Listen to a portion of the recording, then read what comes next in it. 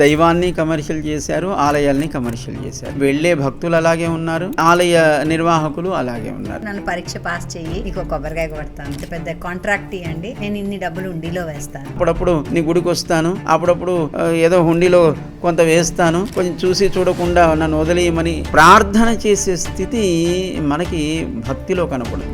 Aeroplanes దాని ఎవరో right సోదరులు కనుక్కున్నారని వాళ్ళు చెప్తున్నారు, మనం దాని పాఠాల్లో చదువుతున్నాం. సో రాముడి కాలంలో పుష్పక విమానము అనే ఒక శబ్దాన్ని మనం వింటున్నాం. రావణ సంహారం తర్వాత ఆ పుష్పక విమానం పైనే రాముడు సీతమ్మని అందరినీ తీసుకుని అయోధ్యకి ప్రయాణం అయ్యాడు అని మనకి వాల్మీకి రామాయణం స్పష్టం చేస్తుంది. ఈ స్టాచ్యూ ఆఫ్ ఈక్వాలిటీ గురించి చెప్పాలండి. అంటే ఇంత పెద్ద స్టాచ్యూ ఇన్ని కోట్లు పెట్టిన దానికి అది అందరు పేదవాళ్ళకి ఇవ్వచ్చు కదా, ఎందుకు ఇలాగా చేశారు? ఇలా అంటారని ప్రచారం చేసినప్పుడు మాకు కూడా తెలుసు.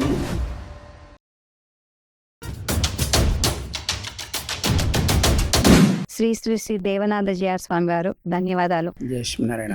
చాలా సంతోషం అండి మిమ్మల్ని ఇలా కలవడం. Welcome to Gayatri Bhargavi's podcast కి స్వాగతం. జిఆర్ స్వాములు అంటారంటే మన్నించాలి. జిఆర్ అంటే ఏంటో మాకు అర్థం చెప్తారా? శ్రీ వైష్ణవ సంప్రదాయంలో భగవత్ తత్వాన్ని ప్రచారం చేసేటువంటి మహనీయులు వాళ్ళు చేసే కార్యం భగవంతుడి జయాన్ని ప్రకటించడం కనుక వీరికి జయశీలురు అని ఆ పదానికి అర్థం. జియర్ అంటే జయశీలురు. జయం అంటే మనకంటూ ఏర్పడే జయం కాదు, భగవత్ తత్వాన్ని ప్రకటించడంలో కలిగే జయం. కానీ జియర్ అంటే జయశీలురు అని అర్థం. శ్రీ వైష్ణవ సంప్రదాయంలో త్రిదండి సన్యాసులందరినీ కూడా మనం జియర్ అనే పిలుస్తారు. సనాతన ధర్మాన్ని హిందువులందరూ పాటిస్తారు. అసలు ధర్మం అంటే ఏంటి, సనాతన ధర్మం అంటే ఏంటి మాకు చెప్పండి. ధర్మం అంటే మనకి ఆచరించడం వల్ల ఉత్తమ గతిని కలిగించేది. అయితే ఒక్కొక్క ప్రకరణంలో ఒక్కొక్క సందర్భంలో ధర్మం అనే పదానికి ఎన్నో రకాల అర్థాలు ఉంటాయి. భగవద్గీతలో భగవంతుడు చెప్పినటువంటి సర్వధర్మాన్ పరిత్యజ్య మామేకం శరణం వ్రజ అనే చరమ శ్లోకంలో ధర్మం అంటే అది ఆచరించదగినది అని కాదు. ఎందుకంటే సర్వధర్మాన్ పరిత్యజ్య అని కదా భగవంతుడు చెప్పాడు. అంటే ఆచరించవలసినవి అన్నీ వదిలేయండి అని. కానీ అక్కడ ఆ అర్థం రాదు. ధర్మం అంటే ఉపాయము అని. ధర్మం అంటే ఆచరించడం అనేది ఒక ఉపాయం. అది అంటే మనం చేరవలసినటువంటి లక్ష్యాన్ని చేరడానికి ధర్మము ఉపాయంగా ఉంటుంది.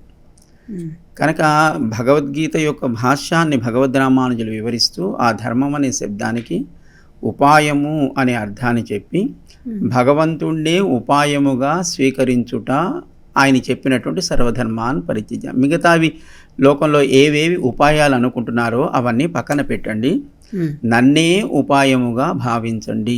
కనుక ధర్మం అంటే ఏది ఉత్తమ గతిని కలగడానికి ఉపాయంగా ఉంటుందో దాన్నే ధర్మం అంటారు. ఏది ఉపాయంగా ఉంటుందో దాన్ని ఆచరించడమే ధర్మాచరణ అని మనకి శాస్త్రాలు చెప్తున్నాయి. మరి సనాతన ధర్మం, సనాతనము అంటే నిన్నో మొన్నో ఏదో పుట్టిన మతం చెప్పింది కాదు. ఈ సృష్టి ఆరంభం నుంచి భగవంతుడి చేత లోకానికి అందిన జ్ఞానము ఆచరణ ఏదైతే ఉందో అది సనాతనమైనది. 4000 ఏళ్ల క్రితము ఏర్పడిన ధర్మం కాదు కదా. ఈ ప్రపంచము ఈ విశ్వం ఏర్పడే సమయానికి ఏది లోకంలో జీవులు ఆచరించదగునో దాన్నే సనాతన ధర్మము అని అంటారు. వర్క్ ఇస్ వర్షిప్ అని అంటారు. సో దేవుడు అవన్నీ పక్కన పెడితే మేము పని సరిగ్గా చేస్తున్నాము, నిబద్ధతతో ఉన్నాము, ట్రూత్ఫుల్గా ఉన్నాము, అలాంటప్పుడు మేము భక్తి మార్గం దేవుడు అని ఎందుకు నమ్మాలి అని కొంతమంది అంటూ ఉంటారు. అయితే మనకి భగవంతుడు సమాజము అని మనకి రెండు కనపడుతున్నాయి. ఆ భగవంతుడి పట్ల ఉండేటువంటి ప్రేమకి భక్తి అని పేరు, సమాజం పట్ల ఉండేటువంటి బాధ్యతకి మీకు ఇందాక చెప్పిన వర్క్ ఈజ్ వర్షిప్ అనే పదం చెప్తారు మనకి. అయితే భగవంతుడు వేరు, సమాజం వేరు కాదు. ఈ సకల ప్రకృతి సకల జీవరాశి భగవంతుడి శరీరంలో భాగం. కనుక మీరు దేన్ని ప్రేమించినా దేన్ని మీరు ఆరాధించినా అది భగవదారాధనగానే ఉంటుంది. అయితే మనం చేసే పని పట్ల ఉండే ప్రేమ మనకి దానివల్ల ఏదో ఒక ప్రయోజనం కలుగుతుందని ఆలోచించి చేస్తున్నాం తప్ప, లేదా మనం చేయడం వల్ల ఆ ప్రయోజనం సమాజానికి అందుతుంది అనేటువంటి ఒక నిష్ఠతో చేస్తున్నాం తప్ప ఆ సమాజ రూపుడైనటు భగవంతుడికి అది ఆరాధనగా చేస్తున్నామనే భావన మనలో లేకపోయినప్పటికీ అది భగవంతుడి ఆరాధనగానే సాగుతుంది. కనుక భక్తి అలాగే అది భగవంతుడి మీద ఉండే ప్రేమ. మీకు పని మీద బాధ్యతతో నిష్ఠతో ఉండే ప్రేమ అది సమాజం పట్ల ఉంటుంది. కానీ సమాజం భగవంతుడు వేరు కాదు అని మనకి శాస్త్రాలు చెప్తున్నాయి. అది ఈ కనపడుతున్న సకల విశ్వం ఆయన శరీరం అని కదా. భగవద్గీతలో విష్ణురూప సందర్శనం అంటే ఏముంది? సకల జగత్తును తనలో చూపించాడు అర్జునుడికి. కనుక ఈ సకల జగత్తు ఎవరి శరీరం? కానీ ఈ జగత్తులో ఈ సమాజం కోసమో జగత్తు కోసమో ఏది చేసినా అది ఆయన సేవే అవుతుంది తప్ప ఏదో నీకు కనపడుతున్నటువంటి భౌతిక ప్రపంచం దానికోసం నేను చేస్తున్నాను అనుకునే భావనతో చేస్తున్నప్పటికీ అది భగవంతుడి సేవే అవుతుంది. మానవ సేవే మాధవ సేవ అన్న దానికి కూడా ఇదే నిర్వచనం అంటారు. మానవ సేవే మాధవ సేవ అంటే కొంచెం తప్పు అంటారు మా గురుగారు జిఎస్ వారు. మానవ సేవ ఏ మాధవ సేవ అని ఆ పదం అంటే ఆ వాక్యం. కానీ మానవ సేవ ఏ అన్నామనుకుంటే అదొక్కటి అని అక్కడ అర్థం వస్తుంది.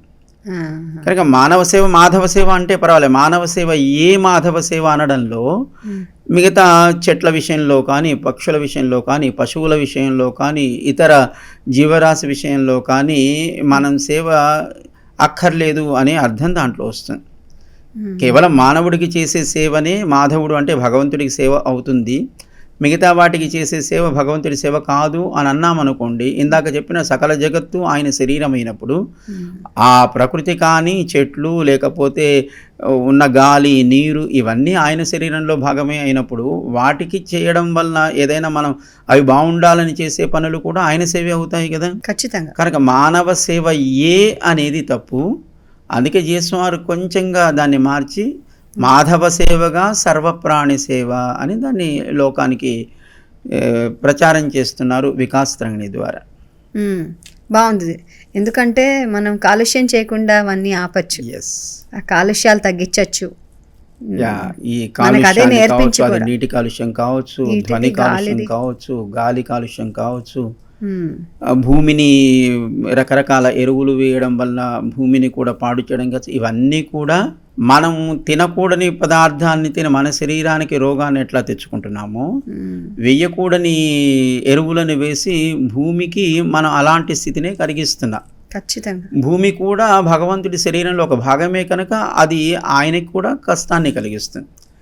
కనుక నిజంగా భగవంతుని ప్రేమించేవాళ్ళు, నిజంగా భగవంతుడే సర్వస్వం అనుకునేవాళ్ళు, ఏం చేసినా ఆయన సేవగానే ఉంటుందని అనుకునేవాళ్ళు ఇలాంటి కాలుష్యాలని ఇలాంటి చెడు ఆలోచనలు చేయకుండా ఉంటేనే నిజమైనటువంటి భక్తి కలిగిన వాళ్ళు అవుతారు. ద్వైతం, అద్వైతం, విశిష్ట అద్వైతం, వీటికి తేడాలు ఏమిటి అసలే? వాటి గురించి మాకు తెలియదు. మనకి మొట్టమొదట ప్రారంభమైంది అద్వైతం. అంటే బౌద్ధం ఈ లోకంలో ప్రాచుర్యాన్ని పొందుతున్న సందర్భంలో 6వ శతాబ్దంలో ఆదిశంకరాచార్య స్వామి వారు శూన్యవాదం, బౌద్ధం అంటే ఏమీ లేని శూన్యం నుంచి కనపడుతున్నటువంటిది ఇదంతా ఏర్పడింది అని. కనుక దీన్ని అర్థం చేసుకోవడం ఆచరించడం కూడా కష్టమే. ఎందుకంటే ఏమీ లేని దాని నుంచి ఏదో రాదు కదా, కారణం ఉంటే తప్ప మన కార్యం కనపడదు. కనుక ఏమీ లేని దాన్ని మనం కనపడుతున్నటువంటి సకల జగత్తును లేదా కనపడుతున్నటువంటి జీవరాశిని లేదా భగవంతుడనే తత్వాన్ని మనం అర్థం చేసుకోవడం కానీ ఊహించడం కానీ చాలా కష్టం. బౌద్ధం శూన్యవాదాన్ని చెబుతుంది. కనుక ఆదిశంకరాచార్య స్వామి వారు ఈ శూన్యవాదం నుంచి తత్వం వైపు నడిపించడం కోసం పరమాత్మ అనే లేదా బ్రహ్మ అనే ఒక పదార్థాన్ని ఆయనే ఉంది అని చెప్పినప్పుడు అది కాకుండా కనపడుతున్నటువంటి ఈ ప్రకృతి లేదా ఈ జగత్తు మాయ అని చెప్పే ప్రయత్నం చేశారు. ఎందుకంటే కనపడుతున్నది మారుతూ ఉంటుంది. ఇప్పుడు కనపడుతున్నది మారుతూ ఉన్నప్పుడు కనపడనిది బ్రహ్మ అని చెప్పింది కూడా మారదని మనకి నమ్మకం ఏంటి? అప్పుడు మారేది ఈ సకల జగత్తు సృష్టికి కారణం ఎలా అవుతుంది? కనుక అది మారనిది ఒకటే ఉంది, మారుతున్నది మిథ్య, ఇది మాయా అని చెప్పే ప్రయత్నం అద్వైతం. అంటే ఈ సకల జగత్తు మాయ, జీవుడు మాయ. అంటే జీవుడు కూడా బ్రహ్మ తానే అజ్ఞానం చేత ఓహో నేను స్త్రీగా ఉన్నాను, నేను పురుషుడిగా ఉన్నాను, నేను ఫలానా పేరుతో ఉన్నాను, లేదా నేను అధికారంలో ఉన్నాను, నేను ఈ పని చేస్తున్నానని తనని ఇన్ని రూపాలుగా భావిస్తున్నాడు అని బ్రహ్మ అజ్ఞానం చేత ఏర్పడినటువంటి ఈ సంసారం ఈ జగత్తు అనేది అద్వైతంలో ఉండేటువంటి ప్రధానమైన సారం. అంటే తానొక్కడే బ్రహ్మ ఒక్కడే ఉన్నాడు, ఏదీ లేదు. అద్వైతము అంటే నా ద్వైతం, రెండవది లేదు అని చెప్పడంలో దాన్ని ఆ నకారాన్ని మనం అద్వైతము అని అకారంతో ఆరంభిస్తారు. అద్వైతం అంటే బ్రహ్మ తప్ప వేరొకటి లేదు, ఈ నానా జీవత్వము లేదు, కనపడుతున్న ప్రపంచము లేదు, బ్రహ్మ ఒక్కడే తననే ఇన్ని రకాలుగా చూస్తున్నాడు. మన ఎదురుగా ఓ 10 అద్దాలు ఉన్నాయనుకోండి, మనమే ఒక దాంట్లో సన్నగా, ఒక దాంట్లో పొడుగ్గా, ఒక దాంట్లో పొట్టిగా కనపడుతున్నాం, కానీ ఉన్నది మనం ఒక్కళ్ళమే. కానీ కనపడుతున్నప్పుడు నానా రకాలుగా కనపడుతున్నాం కదా, ఇలాంటిదే బ్రహ్మ కూడా అజ్ఞానం చేత పొందుతున్నాడు అని అద్వైతాన్ని వారు ప్రతిపాదించారు, బౌద్ధాన్ని నిరాకరించడం కోసం. ఆ తర్వాత ద్వైతము అంటే బ్రహ్మ అంటే పరమాత్మ సృష్టికర్త, ఆయనే, జీవుడు కూడా ఉన్నాడు. ఈ జీవుడు నానా జీవతత్వాన్ని వాళ్ళు ఒప్పుకుంటారు, కానీ పరమాత్మ జీవుడు ఎప్పటికీ కలవరు. ఈ జీవుల్లో కూడా ఒకళ్ళకి వేరుతనం ఉంటుంది అనేది ద్వైతం. మధ్వాచార్యులు వారే ఆనందవర్ధనులు అని వారికి పేరు, వారు ప్రతిపాదించినటువంటి సిద్ధాంతం. దాంట్లో ప్రకృతి కూడా పెద్దగా ఏ సంబంధం కలిగి ఉండదు. భగవంతుడు కూడా ఇన్ని శరీరాలకు తాను చేరి ఉండడం ఉపాధిగా వీటిని చేసుకుని ఉంటాడు అని. భగవంతుడికి ఒకటి ఉపాధి అవసరం లేదు, ఆయన ఉనికిని ప్రకటించుకోవడం కోసం, ఆయన ఉండడం కోసం ఒక ఉపాధి ఆయనకు అవసరం లేదు కదా. ఎందుకంటే ఇదంతా ఆయన శరీరమే అన్నప్పుడు ఆయన తాను లోకంలో రావడం కోసం ఇంకొక దేన్నో ఒకదాని శరీరంగా చేసుకుని, దేన్నో ఒకదాని ఉపాధిగా చేసుకుని రావాల్సిన అవసరం లేదు. ఇది ద్వైతం వాళ్ళు చెప్పేటువంటిది. విశిష్టాద్వైతాన్ని మనకి 11వ శతాబ్దంలో భగవద్ రామానుజాచార్య స్వామి వారు దాన్ని సిద్ధాంతంగా ప్రకటిస్తూ అద్వైతము దాన్ని మేము అంగీకరిస్తాం. ఎందుకంటే వేదంలో ద్వైతము, అద్వైతము, విశిష్టాద్వైతం అనే 2 విషయాలలో వాళ్ళు కొన్నిటిని వేదంలో కొన్ని వాక్యాలను అంగీకరిస్తారు, కొన్నిటిని అంగీకరించరు. అంటే భగవంతుడి నిరాకారం, భగవంతుడి నిర్గుణత్వం. అంటే గుణముంది అని అంటే ద్రవ్యము, దానికి ఒక గుణము 2 అవుతాయి. ఆకారము అంటే మళ్ళీ ఒక పదార్థము, దానికి ఒక రూపు 2 అవుతాయి. కనుక ద్వైతాన్ని అంగీకరించాల్సి వస్తుంది, అంటే రెండవ దాన్ని అంగీకరించాల్సి వస్తుంది. కనుక వాళ్ళు భగవంతుడి విషయంలో, బ్రహ్మ విషయంలో నిర్గుణత్వం, నిరాకారత్వం ఇలాంటివే ప్రతిపాదించే వాక్యాలు కొన్ని వేదంలో ఉన్నాయి, వాటిని అంగీకరిస్తారు. సగుణత్వము అలాగే భగవంతుడికి సాకారత్వం కూడా అదే వేదం చెప్పింది, కానీ వాటిని అంగీకరించరు. భగవద్ రామానుజులు వేదంలో ఒక భాగాన్ని అంగీకరించి, ఒక వాక్యాన్ని అంగీకరించి, రెండవ వాక్యాన్ని అంగీకరించకపోతే వేదం అది పెద్ద ప్రయోజనాన్ని ఇచ్చేది కాకుండా పోతుంది. కనుక భగవద్ రామానుజులు చెప్పే విశిష్టాద్వైతంలో సగుణత్వాన్ని అంగీకరిస్తారు, నిర్గుణత్వాన్ని అంగీకరిస్తారు, సాకారాన్ని అంగీకరిస్తారు, నిరాకారాన్ని అంగీకరిస్తారు. కనుక వేదంలో ప్రతి వాక్యాన్ని అంగీకరించడంలో మా సిద్ధాంతానికి ఎక్కడా కూడా ఏ రకమైనటువంటి ప్రమాదము కానీ లోటు కాను ఉండదు అని వారు విశిష్ట అద్వైతాన్ని ప్రతిపాదించారు. ఏంటి విశిష్ట అద్వైతం అంటే? అద్వైతం అంటే బ్రహ్మ ఒక్కడే, అంగీకరిస్తాం. భగవంతుడు తప్ప ఈ సకల జగత్తుకు కారణభూతమైనది ఏదీ లేదు. సృష్టికర్త, స్థితికర్త, లయకారకుడు ఆయన మాత్రమే. కనుక ఆయనే అద్వైతత్వము ఏదైతే ఉందంటే ఆయన యొక్క ఇంత చేయడానికి ఆయనే కారణం అనే దాన్ని ప్రతిపాదిస్తూ, దాంతోపాటు విశిష్టము అంటే కూడి ఉండుట. భగవంతుడు ఎప్పుడు కూడా ప్రళయకాలంలో ఇదేమి ఉండదు కదా, మీరు మేము కనపడుతుంది ఏది ఉండదు. అంటే జీవతత్వం కూడా మనకి ఉండదు, అప్పుడు ప్రకృతి ఉండదు. మరి ఇవేమైపోతాయి? ఈ 2 కలిసి భగవంతుడిలో చేరి ఉంటాయి. వీటికి పేరు, ఊరు కానీ ఒక ఉనికి కానీ ఉండదు ఆ సందర్భంలో. కనుక ఏ పేరు, ఊరు లేకుండా ఆయన శరీరంలో భాగమై ఉంటుంది. అప్పుడు వీటిని కూడా తనతో కలిగి ఉంటాడు. సృష్టి చేసిన తర్వాత ఇప్పుడు మనకు కనపడుతున్నటువంటి సకల ప్రపంచము, దాంట్లో రకరకాల విభిన్న శరీరాలతో జీవులు, ఇప్పుడు కనపడుతున్న ప్రపంచం ఇది. ఇప్పుడు కూడా భగవంతుడు ఇన్నిటిలో తాను అంతర్యామిగా చేరి ఉంటాడు. అంటే ప్రళయకాలంలో వీటన్నిటిని తనతో కలిగి ఉంటాడు.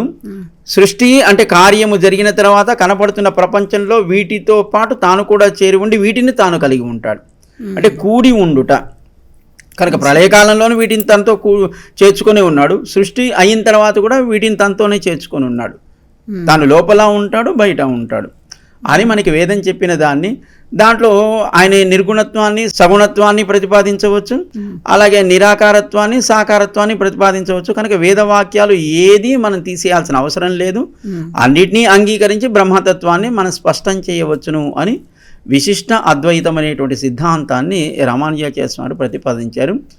ఈనాటికి మనం దాన్ని అంగీకరిస్తున్నాం. ఎందుకంటే జగత్తు మాయా అని చెప్తున్నాం, కానీ ఆ మాయా అనే జగత్తులోనే మనం బ్రతుకుతున్నాం. కరెక్ట్. ఆహారం తింటే కానీ శక్తి ఉండదు. ఒక పూట తినలేదనుకోండి ఏమైపోతాం, నీరసం వస్తుంది, పని చేయలేకపోతాం. కానీ ఆ తింటే శక్తి వస్తుంది అనేది మనకి తెలుస్తుంది కదా. ఇప్పుడు సైన్స్ దగ్గరికి వస్తాం. సైన్స్ కూడా మూలం విశిష్టాద్వైతం. యాక్చువల్లీ నెక్స్ట్ అడిగే ప్రశ్న సప్లిమెంటరీస్ అంటున్నారు మీరు. అవును, సప్లిమెంటరీస్ అంటే విటమిన్ డెఫిషియన్సీ, అవును, దానికి సప్లిమెంటరీస్ వాడుతున్నారు. ఇది సైన్సే కదా. అవును. కానీ ఈ సప్లిమెంటరీ ఏం చేస్తుంది, ఏ విటమిన్ డెఫిషియన్సీ ఉందో దాన్ని తీరుస్తుంది, బ్యాలెన్స్ చేస్తుంది. అవును. సో ఏదో ఒకటి నిన్ను బ్యాలెన్స్ చేయడానికి నువ్వు తీసుకుంటున్నావు కదా. లేని శరీరం కోసం ఏర్పడిన విటమిన్ డెఫిషియన్సీ కోసం లేని సప్లిమెంటరీని తీసుకుంటున్నామా? అన్నీ ఉన్నవే కదా. ఉన్నవి కనుకనే వాటిని మనం అంగీకరిస్తున్నాం, వాటిని మనం స్వీకరిస్తున్నాం. సరే, ఆ జరిగిన లోపాన్ని కొద్దో గొప్ప మనం దాన్ని బ్యాలెన్స్ చేసుకునే ప్రయత్నం చేస్తున్నాం. సో విశిష్టాద్వైతంలో ఈ ప్రమాదం లేదు. కానీ అద్వైతంకి వచ్చేటప్పటికి లేని శరీరము, లేని విటమిన్స్, దానికోసం అవసరం లేని ఆహారము, లేకపోతే ఇంకో సప్లిమెంటరీస్ లాంటివి. కనుక విశిష్టాద్వైతము సైన్స్కు దగ్గరగా ఉంటుంది. అందుకే ఈనాటికి మన విశిష్టాద్వైతాన్ని చక్కగా మనం అంగీకరించవచ్చు, ఆచరించవచ్చు. మనం చేసే పనులలో అన్నిట్లో సైంటిఫిక్గా మన వేదాల్లో అన్నిట్లో చెప్పారు, పురాణాల్లో అన్నీ సైంటిఫిక్గా ప్రూవ్ అయినవే. ఇప్పుడు మళ్ళీ వెస్టర్న్ వాళ్ళు ప్రూవ్ చేసిన తర్వాత అవునవును కరెక్టే, సూర్యుడు ఇన్ని 100 కిలోమీటర్లు, ఇన్ని 1000 కిలోమీటర్ల దూరంలో, ఇన్ని లక్షల కిలోమీటర్ల దూరంలో ఉన్నాడు అని తెలుసుకున్నామని, లేకపోతే ప్లానెట్స్ గురించి తెలుసుకున్నామని, ఇవన్నీ ఇప్పుడు వెస్టర్న్ వాళ్ళు యాక్సెప్ట్ చేసిన తర్వాత దౌర్భాగ్యంగా మనం ఎక్స్పెక్ట్ చేస్తున్నాము. సారీ ఆ మాట అంటున్నాను. రుచి అని మన వాళ్ళు చెప్పింది ఎప్పుడు మనకి అది పెద్దగా నచ్చదు, అంగీకరించలేదా, సరిగ్గా మనం చెప్పలేకపోయామా, అర్థం చేసుకోలేకపోయామంటారా? ఇప్పుడు వైమానిక శాస్త్రం అంటున్నారు. So technology about the aeroplanes, అవును, దాని ఎవరో రైట్ సోదరులు కనుక్కున్నారని వాళ్ళు చెప్తున్నారు. మనం దాని పాఠాల్లో చదువుతున్నాం.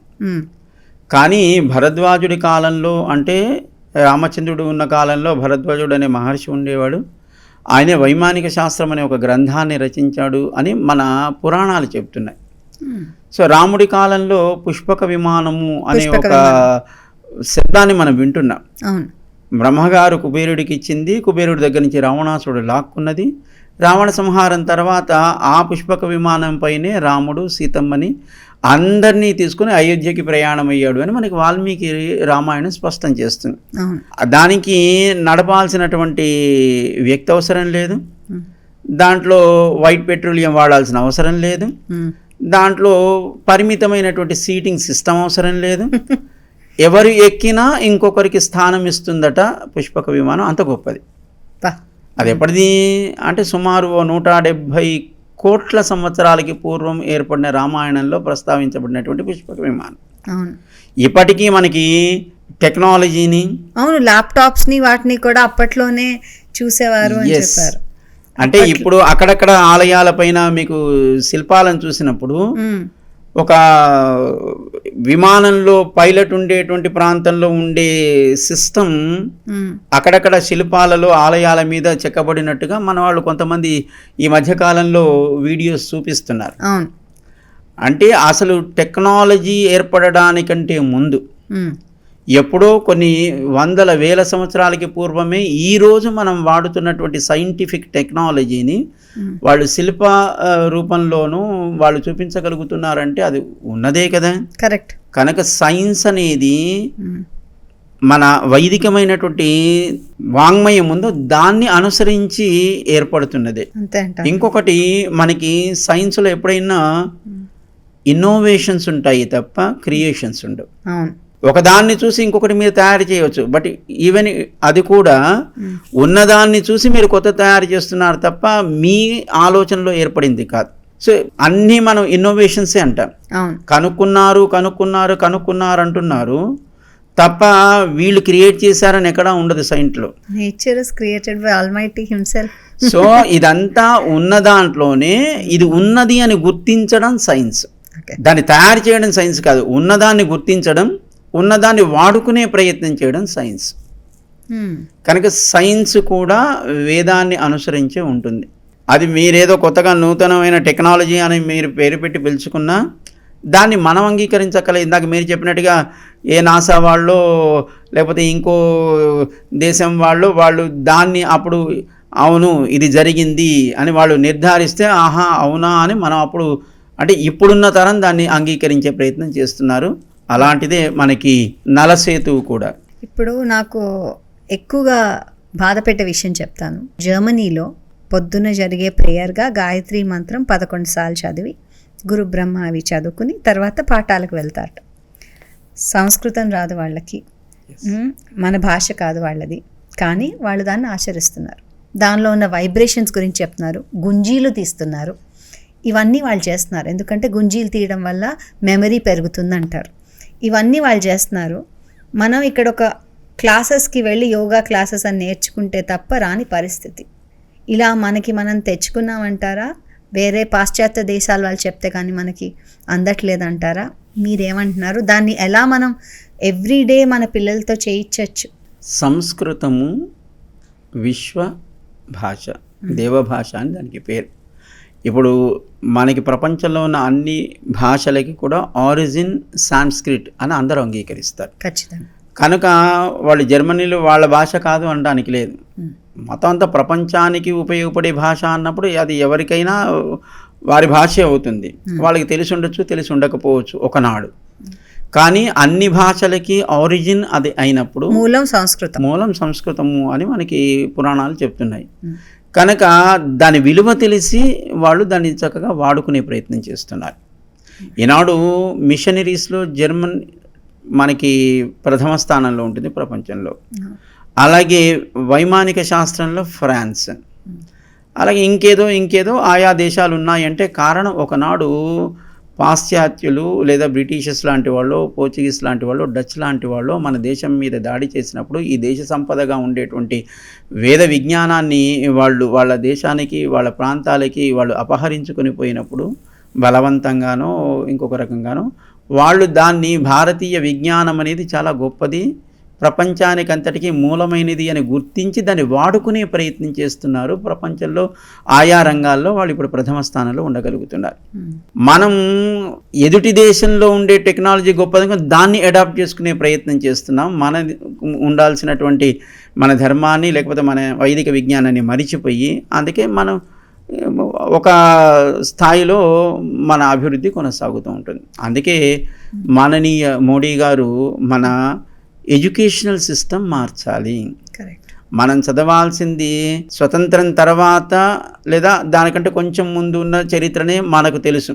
దాంట్లో కూడా మనని దోచుకోవడానికి లేదా మనని బానిసలుగా చేసుకోవడానికి, మన పైన అధికారాన్ని చూపించడానికి వచ్చిన వాళ్ళ చరిత్రనే ఎక్కువ చెప్తున్నారు పాఠాల్లో తప్ప మన గురించి, మన సనాతనమైనటువంటి ధర్మం గురించి, ఆ ధర్మాన్ని ఆచరించిన మహనీయుల గురించి మనకి ఎక్కడ పాఠాల్లో కనపడవు, శూన్యం. దానివల్ల ఒక రకంగా ఈనాడు ఉండే యువతరం సనాతన ధర్మం వైపు కానీ, ఆ ధర్మానికి వెనకాతల ఉండేటువంటి దైవం వైపు కానీ వాళ్ళు వెళ్ళే ప్రయత్నం, అవకాశం వాళ్ళకు లేకుండా పోయింది. అందుకే సైన్స్ పరంగాను లేకపోతే సోషల్ సిస్టమ్స్ ప్రకారంగాను వాళ్ళు యువతరం వెళ్ళిపోతుంది తప్ప దీనికి వెనకాతల, ప్రపంచానికి వెనకాతల మూలమైనటువంటి వైదిక విజ్ఞానానికి, దాన్ని లోకానికి అందించిన భగవంతుని వాళ్ళు గుర్తించలేకపోతున్నారు. దాన్ని అందించాలంటే ఏం చేయొచ్చు అంటారు? ఏం చెయ్యాలంటారు? అంటే ఇప్పుడిప్పుడే కదా మన భారత ప్రభుత్వం మన ఈ ఎడ్యుకేషన్ సిస్టమ్ని మనం మార్చుతూ కొంత మన వాళ్ళకి మన విజ్ఞానాన్ని, మన ధర్మాన్ని అందించాలి అనేటువంటి ఒక ప్రణాళికను వాళ్ళు ఇప్పుడే ఆరంభించారు. తప్పకుండా వాళ్ళు దాంట్లో మంచి ఫలితాలను పొందుతారు, మన ధర్మాన్ని నిలబెడతారు అని ఆశిద్దాం. ఇప్పుడు చిన్నపిల్లలకి మనం భక్తి కానీ ధర్మం కానీ నేర్పించాలంటే ఎలా అంటారు? అంటే ఇప్పుడు దేవుడు అన్నది భయం అయిపోయింది తప్ప భక్తి లేదు. ఇచ్చేస్తే అలా అవుతుంది, దేవుడు అలా చేస్తాడు, నేను ఇలా చేస్తాడని భయపెట్టేస్తున్నారు తప్ప అది ఒక ప్రేమగా చూసే ఒక అనుబంధంగా గుర్తించట్లేదని నా అభిప్రాయం. కైండ్లీ భక్తి అంటే భయం వల్ల ఏర్పడేది అని ఒక భావన లోకంలో ఉంది. కానీ భక్తి అనేది ప్రేమ అని మనకి మన శాస్త్రాలు చెప్తున్నాయి. అంటే ఆ భక్తి పరాకాష్ట ప్రేమ. అంటే ఎవరి మీద మనం అమితమైన ప్రేమ కలిగి ఉంటామో వారి కోసం ఏదైనా చేయలేకపోతే మన జీవితం ఎందుకు అని అనిపిస్తుందో ఆ అనిపించడమే ప్రేమ కదా. అది భగవంతుడి విషయంలో అయితే దాన్ని భక్తి అంటున్నా. కానీ అది కూడా ప్రేమే. ప్రేమ పరాకాష్ట భగవంతుడి విషయంలో ఆయన చూడకుండా ఉండలేకపోవడం, ఆయన నామాన్ని పలకకుండా ఉండలేకపోవడం, ఏదో ఒక రకంగా ఆయన్ని స్మరించకుండా ఉండలేకపోవడం, ఆయనకేదో పూజ చేయాలి, ఆయనకేదో అర్చన చేయాలి. ఇప్పుడు ఒక ప్రహ్లాదుడిని తీసుకోండి, ఒక ధ్రువుణ్ణి తీసుకోండి, ఒక మీరాబాయిని తీసుకోండి. వీళ్ళంతా ఆయన చూడలేక, అంటే ఆయన చూడకుండా ఉండలేని స్థితిలో, ప్రాణాలు కూడా పోయే స్థితిలో ఉన్నారు. అది భక్తి అని మన పురాణాల్లోనూ మనం పెద్దలు చెప్పిన కథల్లోనూ వింటున్నాం కదా. అది కూడా ప్రేమే. ఈ ప్రేమ పరాకాష్ట దైవం విషయంలో అయితే దాన్ని భక్తి అంట. కానీ ఇప్పుడు భక్తి అనేటప్పటికీ మనం చేసే పాపాలకి ప్రాయశ్చిత్తం, ఆయనను మొక్కాలి, దాన్ని భక్తి అంటారు అనే భావనతో సమాజం నడుస్తుంది. అందుకోసం అయ్యా నేనేదో తప్పు చేశాను కనుక నన్ను ఏమనకయ్యా బాబు, ఏదైనా అప్పుడప్పుడు నీ గుడికి వస్తాను, అప్పుడప్పుడు ఏదో హుండీలో కొంత వేస్తాను, నన్ను కొంచెం చూసి చూడకుండా నన్ను వదిలేయమని ప్రార్థన చేసే స్థితి మనకి భక్తిలో కనపడుతుంది. కానీ భక్తి అంటే మన జన్మకి, మన ఉనికికి కారణమైనటువంటి దైవాన్ని ఎప్పుడూ మరవకుండా ఏం చేసినా ఆయన సేవగా మన జీవితం గడపడమే భక్తి అంటే. అందుకోసమే ఇందాక మీరు అడిగారు, అది సమాజంలో ఒక ఉద్యోగ బాధ్యతలో ఉన్నా, లేదు అర్చకుడిగా ఆలయంలో ఉన్నా, లేదు ఒక కుటుంబంలో అందరూ కలిసి వారి వారి విధులు నిర్వహించిన వెనకాతల దైవం ఈ ఉనికి కారణమనే భావనతో చేసే పని ఏదైనా ఆయన కోసం చేస్తున్నాం అనుకుంటే అది భక్తి అవుతుంది. ఏదైనా చెయ్యొచ్చు, ఎందుకంటే లోకంలో వ్యవహారం అనేది సహజం. అధికారంలో ఉండేవాళ్ళు ఉంటారు, వ్యాపారాలు చేసేవాళ్ళు ఉంటారు, చదువుకునే వాళ్ళు ఉంటారు, ఉద్యోగాలు చేసేవాళ్ళు ఉంటారు. ఏ రకమైనటువంటి జీవన విధానం ఉంటే దాన్ని వాళ్ళు అంగీకరించక తప్పదు. ఆ జీవన విధానంలో దైవము సేవగా జీవించడమే నిజమైనటువంటి తత్వాన్ని తెలుసుకోవడం, దాన్నే భక్తి అంటారు. దానికి ఎందుకు భయపడాలి? భయపడక్కర్లేదు. హిరణ్యకశిపుణ్ణి సంహరించిన తర్వాత ఉగ్ర రూపంలో ఉండేటువంటి నరసింహస్వామిని ఇంద్రాది దేవతలు, బ్రహ్మరుద్రాదులు కూడా దగ్గరికి వెళ్ళడానికి భయపడ్డారు. లక్ష్మీదేవి కూడా నేను ఎప్పుడు ఇలా చూడలేదు మా ఆయన్ని, అంత ఉగ్రహాన్ని, కనుక నేను వెళ్ళలేనంది. సరే అందరూ కలిసి ప్రహ్లాదుని, అయ్యా నీకోసం వచ్చిన రూపం కదా, కనుక నువ్వే వెళ్ళి శాంతపరచమని అడిగినప్పుడు నాకేం భయం, ఆయనే నాకు తండ్రి, తల్లి, బంధువు, స్నేహితుడు, సఖుడు అన్నీ ఆయనప్పుడు నేను ఎందుకు భయపడాలి అని నిర్భయంగా ప్రహ్లాదుడు ఉగ్ర నరసింహస్వామి దగ్గరికి తాను వెళ్ళగలిగాడు. భక్తి పరాకాష్ట చెందిన ప్రేమ కలిగి ఉన్నాడు కనుక. మరి మిగతా వాళ్ళలో అది ఉందా లేదా మరి మనం ఆలోచించుకోవాలి. కానీ ఆ ప్రేమ భక్తి ఉంటే సామాన్యుడు కూడా దైవాన్ని ప్రేమించగలడు. దానికేం మనమేం మూల్యం చెల్లించక్కర్లేదు, దానికేం హుండీలో మనమేమి డొనేషన్స్ వేయక్కర్లేదు, దానికోసం మనమేం చందాలు రాయక్కర్లేదు, దానికోసం మనమే ప్రసాదాలు తయారు చేసి పెట్టక్కర్లేదు.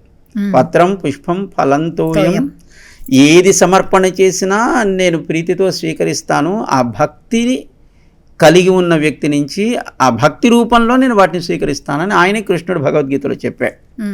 కనుక భక్తి ప్రేమమయమైనటువంటి ఒక సంబంధం.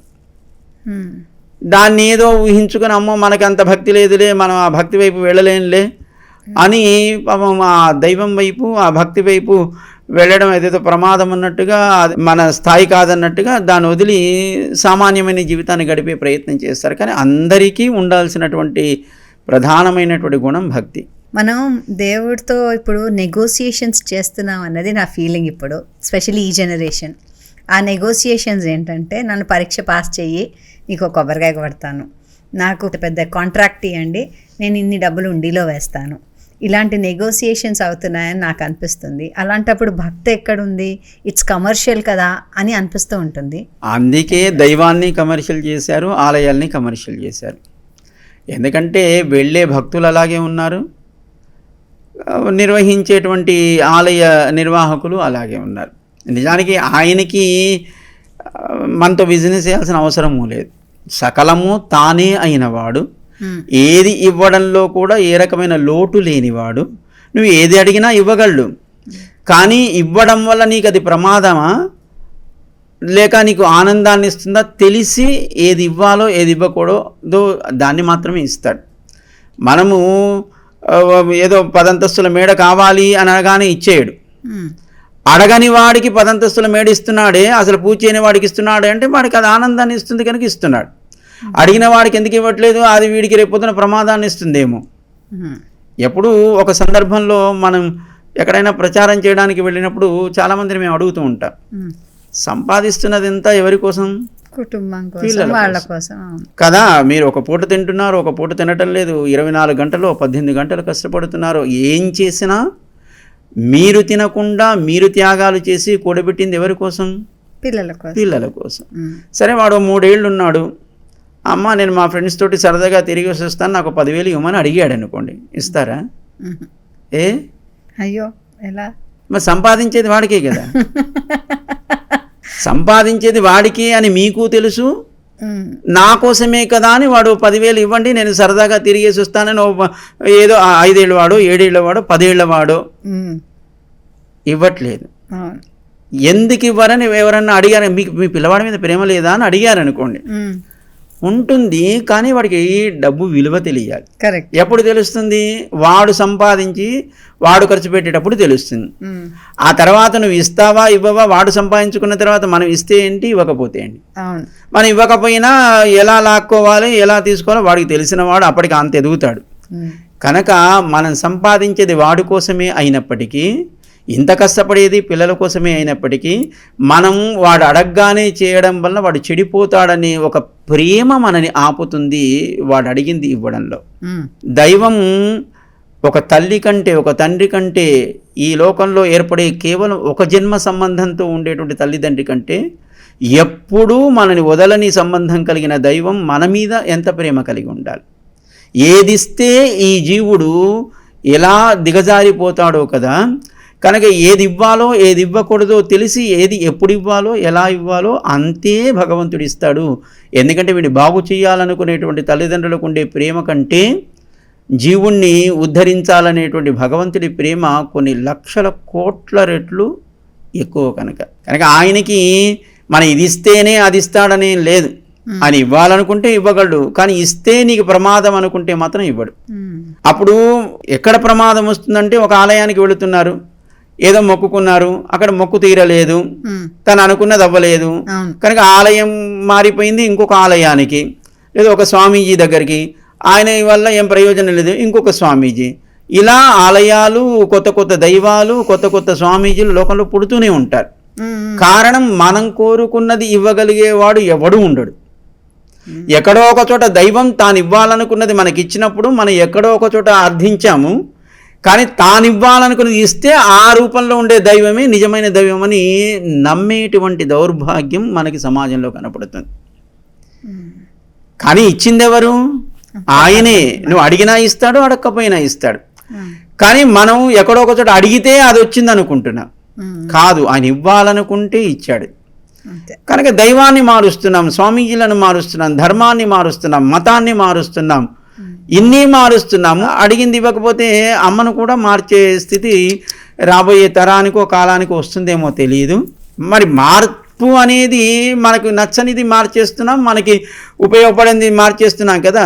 మరి తల్లిదండ్రి కూడా మనం అడిగినప్పుడు ఇవ్వట్లేదు కదా, మరి మార్చడం లేదు ఎందుకు అంటే మనకు అక్కడ ఒక సంబంధం కనపడుతుంది. దైవం దగ్గర ఆ సంబంధాన్ని మనం గుర్తించలేకపోతున్నాం. అందుకోసం దాన్ని తేలిగ్గా వదిలేయగలుగుతాం. ఇక్కడేమో ఇది తేలిగ్గా వదిలేసే సంబంధం కాదు. తల్లి తండ్రి సంతానం అనే సంబంధం స్పష్టంగా కనపడుతుంది. కనుక దీన్ని వాళ్ళు తల్లిదండ్రులు మనం అన్నదాన్ని అంగీకరించకపోయినా, మనం కోరిన దాన్ని ఇచ్చినా ఇవ్వకపోయినా వాళ్ళనే పట్టుకొని ఆ కుటుంబంలో మనం కొనసాగుతున్నాం. కానీ దైవం పట్ల మనం అలాంటి స్థితిలో లేం. కనుక తల్లిదండ్రి అయినా మన బాగు కోసం వాళ్ళు మనం కోరింది ఇవ్వనట్టుగానే దైవం కూడా నేను అనే జీవుడి బాగు కోసం మనం ఏది కోరుకుంటే అది ఇవ్వడు, ఏది అవసరమో అది ఇస్తాడు. కనుక కమర్షియల్ అనేది ఎప్పుడు పనికిరాదు. ఎందుకంటే ఒకానొక ఆలయంలోకి ఒక ఆయన కోరుకొని వెళ్ళాడు. ఉమ్, ఆ వెళ్ళిన ఆయనకి ఆ కోరిక తీరింది కనుక ఆ కోరిక తీరుస్తాడు అని ఆ దైవాన్ని 10 మందికి ప్రచారం చేశాడు. ఉమ్, అదే కోరికతో ఇంకొకడు ఎవడో వెళతాడు భక్తుడు. ఉమ్, తాను కూడా అయ్యా మా ఫ్రెండ్ గారు నీ కొబ్బరికాయ కొడితే పాస్ చేసావట కదా, నేను కూడా కొబ్బరికాయ కొడితే నన్ను పాస్ చేయమన్నాడు. ఉమ్, ఆయన పాస్ అయ్యాడు. పాస్ అవ్వాలని ఆయనకి రాసింది, పాస్ అయ్యాడు. సరే పాస్ అయ్యాను కదా ఆయన అనుగ్రహం అని కొబ్బరికాయ కొట్టాడు. ఉమ్, మరి ఈయన వెళ్ళి అడిగితే ఈయనకు అది రావట్లేదు. ఉమ్, ఒక డాక్టర్ గారి దగ్గరికి ఉమ్, జ్వరం వచ్చిన 10 మంది వెళితే అందరికీ ఒకే మెడిసిన్ ఉండదు. అవును. అలాగే అందరికీ ఒకే మెడిసిన్ రాసాడంటే వాడు డాక్టర్ కాదు. ఉమ్, వాళ్ళ శరీర తత్వాన్ని బట్టి వాళ్ళకు వచ్చిన రోగాన్ని బట్టి ఆ రోగానికి ఉండే ఇంటెన్సిటీని బట్టి వాళ్ళకి ఏ మందు ఇవ్వాలో ఆ మందుని ఇచ్చేవాడే నిజమైన వైద్యుడు. అవును. కనుక తన దగ్గరికి ఆశ్రయించి వచ్చిన భక్తులకు ఏది ఇవ్వాలో ఏది ఇవ్వకూడదో తెలిసిన వాడే నిజమైన దైవం. అదే మనకి సకల జగత్కారణభూతమైనటువంటి శ్రీమన్నారాయణుడు అని మనకి శాస్త్రాలు వివరిస్తున్నాయి. మరి పిల్లలకి చిన్న వయసు నుంచే వాళ్ళకి ఒక భక్తి భావం ఉండాలంటే అసలు ఏం చేయాలంటారు మా అలాంటి పేరెంట్స్? అందుకే మనకి మన గురువుగారైనటువంటి చిన్నజీస్వామి వారు ప్రజ్ఞ అనే ఒక యాక్టివిటీని స్టార్ట్ చేశారు. నిజానికి అమెరికాలో ఉండే పిల్లలు ఉమ్, మన దేశ సంస్కృతిని కానీ మన సంప్రదాయాలను కానీ పెద్దగా పరిచయం లేకుండా వాళ్ళు పెరుగుతున్నారు. ఉమ్, అలాగే తల్లి తండ్రి ఇలాంటివేవి పెద్దగా అక్కడ వాళ్ళకి వాటి గొప్పతనం తెలియదు. ఉమ్, స్నేహము ఇలాంటివి కూడా పెద్దగా తెలిసి ఉండవు. ఉమ్, ఎందుకంటే వాళ్ళు ప్రయోజనాన్ని ఆశించే పనిచేస్తారు. ఉమ్, ఏదైనా పని చేయమంటే నాకేంటి అనే భావన మొట్టమొదట వాళ్ళకి ఏర్పడుతుంది. అంత దూరం వెళ్ళక్కర్లేదండి, ఇక్కడ కూడా పరిస్థితి అలాగే ఉంది. దూరపు కొండలు నునుపని దాన్ని చూసి వీళ్ళు అలాగే తయారవుతున్నారు అనుకోండి. ఉమ్, కనుక వాళ్ళతో పరిచయం అవుతే నాకేమిటి, వాళ్ళలో మార్పు రావాలంటే వాళ్ళని తీసుకొచ్చి ఇక్కడ అమ్మమ్మ గారి దగ్గర నానమ్మ గారి దగ్గర పెట్టి చదివిద్దాము అని పాపం పిల్లల్ని ఇక్కడ పెట్టి దూరంగా వాళ్ళెక్కడో బ్రతుకుతున్నారు.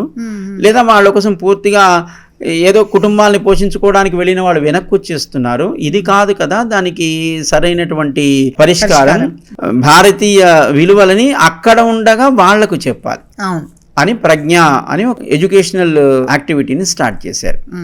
సో చిన్నతనం నుంచి వాళ్ళకి దైవం అంటే ఏంటి, తల్లి అంటే ఏంటి, తండ్రి అంటే ఏంటి, గురువు అంటే ఏంటి, స్నేహం అంటే ఏంటి, మనలో ఏ గుణాలు రామచంద్రుడిలో ఉన్నాయో ఆయా గుణాలన్నిటికీ కూడా మనలో ఏర్పడడానికి కావాల్సిన చిన్ని కథలని వాళ్ళకి అక్కడ బోధించడం, పండగలు ఎందుకు రావాలి, ఎందుకు మనం జరుపుకుంటున్నాము వాటి గురించి చెప్పడం, ఇవన్నీ కూడా మనకి ప్రజ్ఞ ద్వారా అందించే ప్రయత్నం చేస్తున్నారు. అమెరికాలో అది బాగా జరుగుతుంది. మనం ఇక్కడ కూడా చేద్దామని ప్రయత్నం చేస్తున్నాం. కానీ మనకు అన్నీ తెలుసు అనుకునేటువంటి స్థాయిలో ఇక్కడ ఉన్నాం కదా. వాళ్ళంటే మాకేం తెలియదు కనుక నేర్చుకుందాం అనుకుంటారు. ఇక్కడ మనకు అన్నీ తెలుసు కనుక నేర్చుకోవాల్సిన అవసరం లేదన్నట్టుగా ఉంటుంది. అంతేకాకుండా మనకి మన విద్యాలయాలకు వెళితే వాళ్ళకి మార్క్స్, దానికోసం కష్టపడడం తప్ప వేరే యాక్టివిటీ మన స్కూల్స్ అందించలేకపోతున్నాయి. తల్లిదండ్రులు కూడా ఏవైనా వాళ్ళకి ఎక్స్ట్రా ఇలాంటివి మనం ఏదైనా మన భారతీయ సంస్కృతి సంబంధించిన విజ్ఞానాన్ని అందించడానికి ఏవైనా సంస్థలు ప్రయత్నం చేసినా అయ్యా మా వాడి సమయం వృధా అయిపోతుంది, మా వాడికి మార్క్స్ సరిగా రావట్లేదు, మా వాడు చదువులో వెనకబడిపోతాడండి, మాకు అలాంటివి ఏం అక్కర్లేదు, మా వాడు బాగా చదువుకొని ఓ ఐఏఎస్ఓ ఐపీఎస్ఓ డాక్టరో ఇంజనీరో అయిపోయి రేపొద్దున తల్లి తండ్రి అంటే విలువ తెలియని వాడు మమ్మల్ని ఏ అనాథ శరణాలయంలో పడేసినా వాడు బాగుండాలి అని కోరుకునే స్థితి తల్లిదండ్రులు కూడా ఉండడం చేత వాళ్ళు కూడా దాన్ని అంగీకరించలేకపోతున్నారు. కానీ తప్పకుండా రాబోయే తరానికి మన భారతీయ సంస్కృతిని సంప్రదాయాల్ని మన దేశంలో ఉన్న పిల్లలకి చెప్పాల్సిన అవసరం తప్పకుండా ఉంది. దాని దిశగా జయస్వామి ప్రయత్నం చేస్తున్నారు, అనేక సంస్థలు ప్రయత్నం చేస్తున్నాయి. మన ప్రధాని గారు కూడా ఆ దిశగా అడుగులు ముందుకు వేస్తున్నారు. చాలా సంతోషం. ఇప్పుడు ఇంకో మాట ఏంటంటే మెదడుకి మనం ఎంత పెట్టినా ఈ శరీరం ఉంది కదా, దీనికి యోగా అనేది ఒక గొప్పది మన గురువులందరూ ఇక్కడ ఇచ్చారు యోగా. సో అలాంటి యోగా చేస్తూ ఎక్సర్సైజ్ చేస్తూ ఈ శరీరాన్ని సరిగ్గా పెట్టుకోవాలన్న దృక్పథం కూడా తగ్గిపోయింది. బికాజ్ ఇప్పుడు చేసే పనుల వల్ల దానివల్ల చాలా రకరకాలైన రోగాలు వస్తున్నాయి అండ్ చాలామంది బాధలు పడుతున్నారు. సో శరీరంలోనే భగవంతుడు ఉన్నాడన్న ఒక తత్వం, ఆ శరీరాన్ని కూడా సరిగ్గా చూసుకోవాలని ఒక భావన కూడా రావాల్సిన అవసరం ఉంది. సో మీలాంటి వాళ్ళు చెప్తే ప్రాబ్లీ తెలుస్తుందేమో. శరీరం ఆద్యం ఖలు ధర్మ సాధనం అని అంటారు. ఇందాక ధర్మం అంటే ఉపాయం అని, ధర్మం అంటే గమ్యాన్ని చేర్చున్నది అని మనం చెప్పుకున్నాం కనుక శరీరం కూడా ఒక పరికరం. లోపల జీవుడు ఉన్నాడు, జీవుడిని నడిపించే దైవం కూడా ఉంది. ఆ దైవాన్ని మనం ప్రత్యక్షంగా మనం ఇక్కడ చూడలేం, కానీ అంతటా చూడగలిగే అవకాశం ఉన్నా చూడలేకపోతున్నాం. ఆ దైవం ఉండే స్థానం ఏదో ఒకటి ఉంటుంది, శ్రీవైకుంఠం అనే పరమపదం. అక్కడికి చేరడమే జీవుడికి లక్ష్యము, అదే పరమ పురుషార్థము అని మనకి శాస్త్రాలు వివరిస్తున్నాయి. కనుక ఇది పరికరంగా వాడుకోగలిగితే ఈ పరికరాన్ని అంటే ఈ శరీరాన్ని తీసుకుని దీని ద్వారా జ్ఞానార్జన, దీని ద్వారా ఆచరణ, దీని ద్వారా చేయగలిగే ప్రయత్నము, పెద్దలని ఆశ్రయించడము లేదా దైవాన్ని ఆశ్రయించడం ఇది ఉంటేనే కదా. ఎందుకంటే శరీరం లేకపోతే జీవుడికి ఉనికి లేదు. ఆ జీవుని మనము నువ్వు అని వ్యవహరిస్తున్నాం లేదా ఒక పేరు పెట్టి పిలుస్తున్నాము అంటే ఆ పైన ఉండే ఒక ఆకారము ఒక శరీరాన్ని బట్టే, లేదా స్త్రీ అంటున్నాం, పురుషుడు అంటున్నాం, జంతువు, పశువు అంటున్నాం, ఇవన్నీ పైనుండే శరీరాన్ని బట్టి ఆ జీవుడిని మనం వ్యవహరిస్తున్నాం. కానీ ఇది ఉంటేనే మన ఆ జీవుడు ఉనికి కలిగి ఉంటాడు, తాను చేరవలసిన గమ్యానికి దీన్ని సాధనంగా చేసుకుని వెళ్ళగలుగుతాడు. శరీరం ఆరోగ్యంగా ఉండాలి అని కోరుకోవడం అది అందరికీ అవసరమే. అయితే ఈ మధ్య కాలంలో యోగా అనే పేరుతో రకరకాల విధానాల్లో వాళ్ళు కొత్త కొత్త ఆలోచనలతో వాళ్ళు లోకంలో అందించేవన్నీ కూడా అవి సరైనవి కాదు అనలేము, సరైనవే అని కూడా అనలేము. ఒక గురువు మంచివాడో చెడ్డవాడో ఆశ్రయించిన వాడికి ఉండేటువంటి విశ్వాసం గురువు తరించినా తరించకపోయినా శిష్యుడు తరిస్తాడు. అలాగే ఆయన చెప్పేది కరెక్టో కాదో మనకి తెలియదు, కానీ వీళ్ళకి ఏవో ఒక రుగ్మతలు ఉంటాయి కదా. వీళ్ళు చేసిన దాంట్లో ఏ ఒకటో ఆరో వెళ్ళిపోయేటప్పుడు అబ్బా ఇది బాగుందనని వీళ్ళు ఆ విశ్వాసంతో పనిచేస్తున్నారు. ఏది ఏమైనా మనకి ప్రామాణికమైనటువంటి పతంజలి యోగా శాస్త్రం ఏదైతే ఉందో దాన్ని అందరూ తెలిసి ఉండకపోవచ్చు, అందరూ దాన్ని ఇప్పుడు అందించలేకపోవచ్చు. కానీ అది మనకి సరైనటువంటి విధానం. మనస్సును, శరీరాన్ని, ఇంద్రియాలని అన్నిటినీ మన అధీనంలో ఉంచుకోవడం అనేది కావాలి. యోగా అనేది కేవలం శరీర ఆరోగ్యమే కాదు, మానసికమైన ఆరోగ్యం కూడా కావాలి, ఇంద్రియాల యొక్క ఆరోగ్యం కూడా కావాలి. ఇంద్రియాలంటే మనకు కనపడేటువంటి పైన బాహ్యేంద్రియాలని ఇంద్రియాలు అనుకుంటున్నాం. అంటే కన్ను ఒక పరికరం, చెవి ఒక పరికరం, చేతులు లాంటివి ఒక పరికరం, ఇవన్నీ ఇంద్రియాలే. కానీ ఇవి బాహ్యేంద్రియాలు, ఇవి కేవలం పరికరాలు మాత్రమే, శరీరంలో భాగాలు మాత్రమే. కానీ వీటి వెనకాతల పనిచేసేటువంటి జ్ఞానేంద్రియాలు కొన్ని ఉంటాయి. దీన్ని బాగు చేసుకోవాలనుకుంటున్నాం కానీ దాన్ని బాగు చేసుకోవాలనుకోవటం లేదు. ఇది ఎంత గొప్పగా ఉన్నా ఇది చూడ్డానికి బాగానే ఉంటుంది, కానీ కొంతకాలం అయిపోయిన తర్వాత వెనకాతల దానితోటి దీని సంబంధం పోయింది అంటే ఇది పనికిరాదు. కనుక బాహ్యమైన శరీరాన్ని మనం బాగు చేసుకోవాలి, అంతరంగా ఉండేటువంటి జ్ఞానేంద్రియాలని, వాటి వెనకాతలు ఉండే మనస్సును బాగు చేసుకోవాలి, బుద్ధి సరైన మార్గంలో వెళ్ళాలి. దీనికి నిజమైనటువంటి యోగా మనకి పతంజలి యోగ శాస్త్రమే. కనుక మానసికంగాను శారీరకంగాను రెండు రకాలుగా ఉపయోగపడేదేదో అది మనకి ఉత్తమమైన మార్గాల్ని, ఉత్తమమైన ఫలితాలను ఇస్తాయి. కానీ ఇప్పుడు వీళ్ళు చెప్పేవన్నీ కేవలం శారీరకమైన ఆరోగ్యాన్ని ఇచ్చేవే, మానసికంగా ఏదో అక్కడ ప్రశాంతతను పొందుతున్నాము అంటే వాళ్ళు చెప్తూ ఉంటే ఓహో నిజమే కాబోలనిపిస్తుంది. కానీ నిరంతరం యోగా చేసే వాళ్ళు కూడా ఏదో ఒక ప్రమాదం వచ్చినప్పుడు, ఏదో ఒక సమస్య వచ్చినప్పుడు వాళ్ళు దానికి తగినట్టుగా ఉండగలుగుతున్నారా? లేరు. కారణం ఏంటి? వాళ్ళు మానసికమైనటువంటి స్థిరత్వాన్ని వాళ్ళు పొందట్లేదు. కేవలం శారీరకమైనటువంటి అంటే ఫిట్నెస్ని వాళ్ళు పొందగలుగుతున్నారు, ఫిజికల్ వెల్ బీయింగ్ ఉంది, కానీ మెంటల్. కానీ ఇది ఎంతకాలం ఉంటుంది? మీ ఎంత దీన్ని కాపాడినా ఏదో ఒక రోజు ఇది వెళ్ళిపోక తప్పదు. అంటే 100% పరిపూర్ణమైన ఆరోగ్యంతో ఉన్నవాడిలో కూడా ఆ కాలం వచ్చినప్పుడు జీవుడు వెళ్ళిపోతాడు. అనారోగ్యంతోనో లేకపోతే ఇంకో రకంగానో జీవుడు వెళ్ళిపోతాడని కాదు, వాడు ఉండాల్సిన కాలం ఎంత ఉందో అంతకాలం ఉంటాడు. ఆ శరీరం ఎంత గొప్పగా ఉన్నా, ఎంత ఆరోగ్యంగా ఉన్నా చూస్తూ ఉండగానే దాన్ని వదిలేసి వెళ్ళిపోయే పరిస్థితి ఏర్పడుతుంది. కనుక శరీరం ఆరోగ్యంతో పాటు లోపల ఆ శరీరానికి వ్యవహారానికి ఉపయోగపడే ఇంద్రియాలు, మనస్సు కూడా ఆరోగ్యంగా ఉండాలి. అందుకోసం వీళ్ళు సామాన్యంగా చెప్పే యోగా కంటే దాని వెనకాతల మరికొంత మన భారతీయ యోగా శాస్త్రాన్ని కనుక రీసెర్చ్ చేసి చెప్పగలిగితే అది వాళ్ళకి మేలు, సమాజానికి మేలు. ఇంకొకటి యువతరం అంటున్నది ఏంటంటే కర్మ. నేను ఎంత చేసినా కర్మ అండి, మా నాన్నగారు వాళ్ళు, అమ్మగారు వాళ్ళు ఇలా చేశారు, అందుకని దానికి పశ్చాత్తాపడుతున్నాం, మేము ఇప్పుడు చేస్తే మా పిల్లలు నెక్స్ట్ వాళ్ళు పశ్చాత్తాపడతారు, కాబట్టి ఇదంతా కర్మ, ఎంత మంచి చేసినా ఆఖరి కర్మలో ఏది ఉందో అదే అవుతుంది అంటారు. సో ఈ కర్మ సిద్ధాంతాన్ని మాకు చెప్పగలరు అసలు? కర్మ అనేది ఉంటుంది. కర్మ ఎవరికైనా అనివార్యమే, అనుభవించకుండా తప్పదు అని శాస్త్రాలు కూడా చెప్తున్నాయి. మరి అప్పుడు ఇంకా దైవాన్ని ఎందుకు ఆశ్రయించాలి? కర్మే అన్నీ చేస్తూ పోతున్నప్పుడు ఇంకా దైవం అవసరం ఏముంటుంది అనే ప్రశ్న వస్తుంది. ఇప్పుడు నేను చదివినా ఫెయిల్ అయ్యాను, ఇప్పుడు నేను మొక్కినంత మాత్రాన పాస్ అవుతానని గ్యారెంటీ ఏంటి? కానీ కర్మ విషయంలో అది అనుభవించక తప్పదు. కానీ ఎప్పుడైతే దైవాన్ని ఆశ్రయించుంటామో కర్మ అనివార్యమే, కానీ అనుభవించేటప్పుడు ఏర్పడాల్సిన దుఃఖం, ఏర్పడవలసినంత దుఃఖం ఏర్పడదు, తగ్గుతుందంటారా? ఎస్. ఇప్పుడు ఆ దైవం అనేటువంటి విశ్వాసం మన ఏం చేస్తుంది? కింద పడ్డా, చిన్నపిల్లవాడు ఉన్నాడు, ఆటలాడుతూ కింద పడ్డాడు, పట్టించుకోడు వాడు, దులుపుకొని వెళ్ళిపోతాడు, మళ్ళీ ఆడుతూనే ఉంటాడు. అది రక్తం కారుతూ ఉంటుంది, మొత్తం అంతా కొట్టుకుపోయి ఉంటుంది, అయినా ఆడుతూనే ఉంటాడు. వాడికి దృష్టి దీని మీద లేదు, ఆట మీద ఉంది. పెద్దవాడయ్యాడు, ఎక్కడో యాక్సిడెంట్ అయింది, ఒక చిన్న గీత పడింది, అమ్మో ఇంకేమైపోయింది, అంత మొత్తం అంతా నేను చనిపోయినంత పని అయిపోయింది అని హాస్పిటల్కి వెళ్ళడం. సరే మన వాళ్ళు ఐసీయూలో పెట్టి ఓ వారం రోజుల నుంచి దానికి తగినట్టుగా వాళ్ళు కూడా బిజినెస్ చేయడం అది కామన్. మరి చిన్నప్పుడు అదే వ్యక్తి ఆడుతూ మొత్తం కొట్టుకుపోయి రక్తాల కారణం పట్టించుకొని వ్యక్తి ఆట మీద ధ్యాస కలిగి, అదే పెద్దవాడైనప్పుడు చిన్న గీత పడితేనే ఇంకేముంది ప్రాణమైపోయిందని ఎందుకు అనుకుంటున్నాడు? దృష్టి దీని మీద ఉంది. ఎప్పుడైనా మనం చేసేటువంటి కర్మ అనివార్యము, కానీ మన దృష్టి దైవం మీద ఉన్నప్పుడు ఈ కర్మ వల్ల ఏర్పడే ఫలితము మనకి దుఃఖాన్ని ఇవ్వదు. దుఃఖము అందరికీ సహజమే.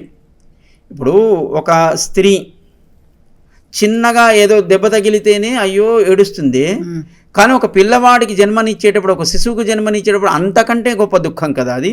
అయినా భరిస్తుందా లేదా? భరిస్తుంది. అది ఇష్టంతో ఏర్పడిన దాన్ని తాను భరిస్తుంది, ఒక విశ్వాసము లేదా దాని మీద ఒక ఇష్టం ఉండడం వల్ల.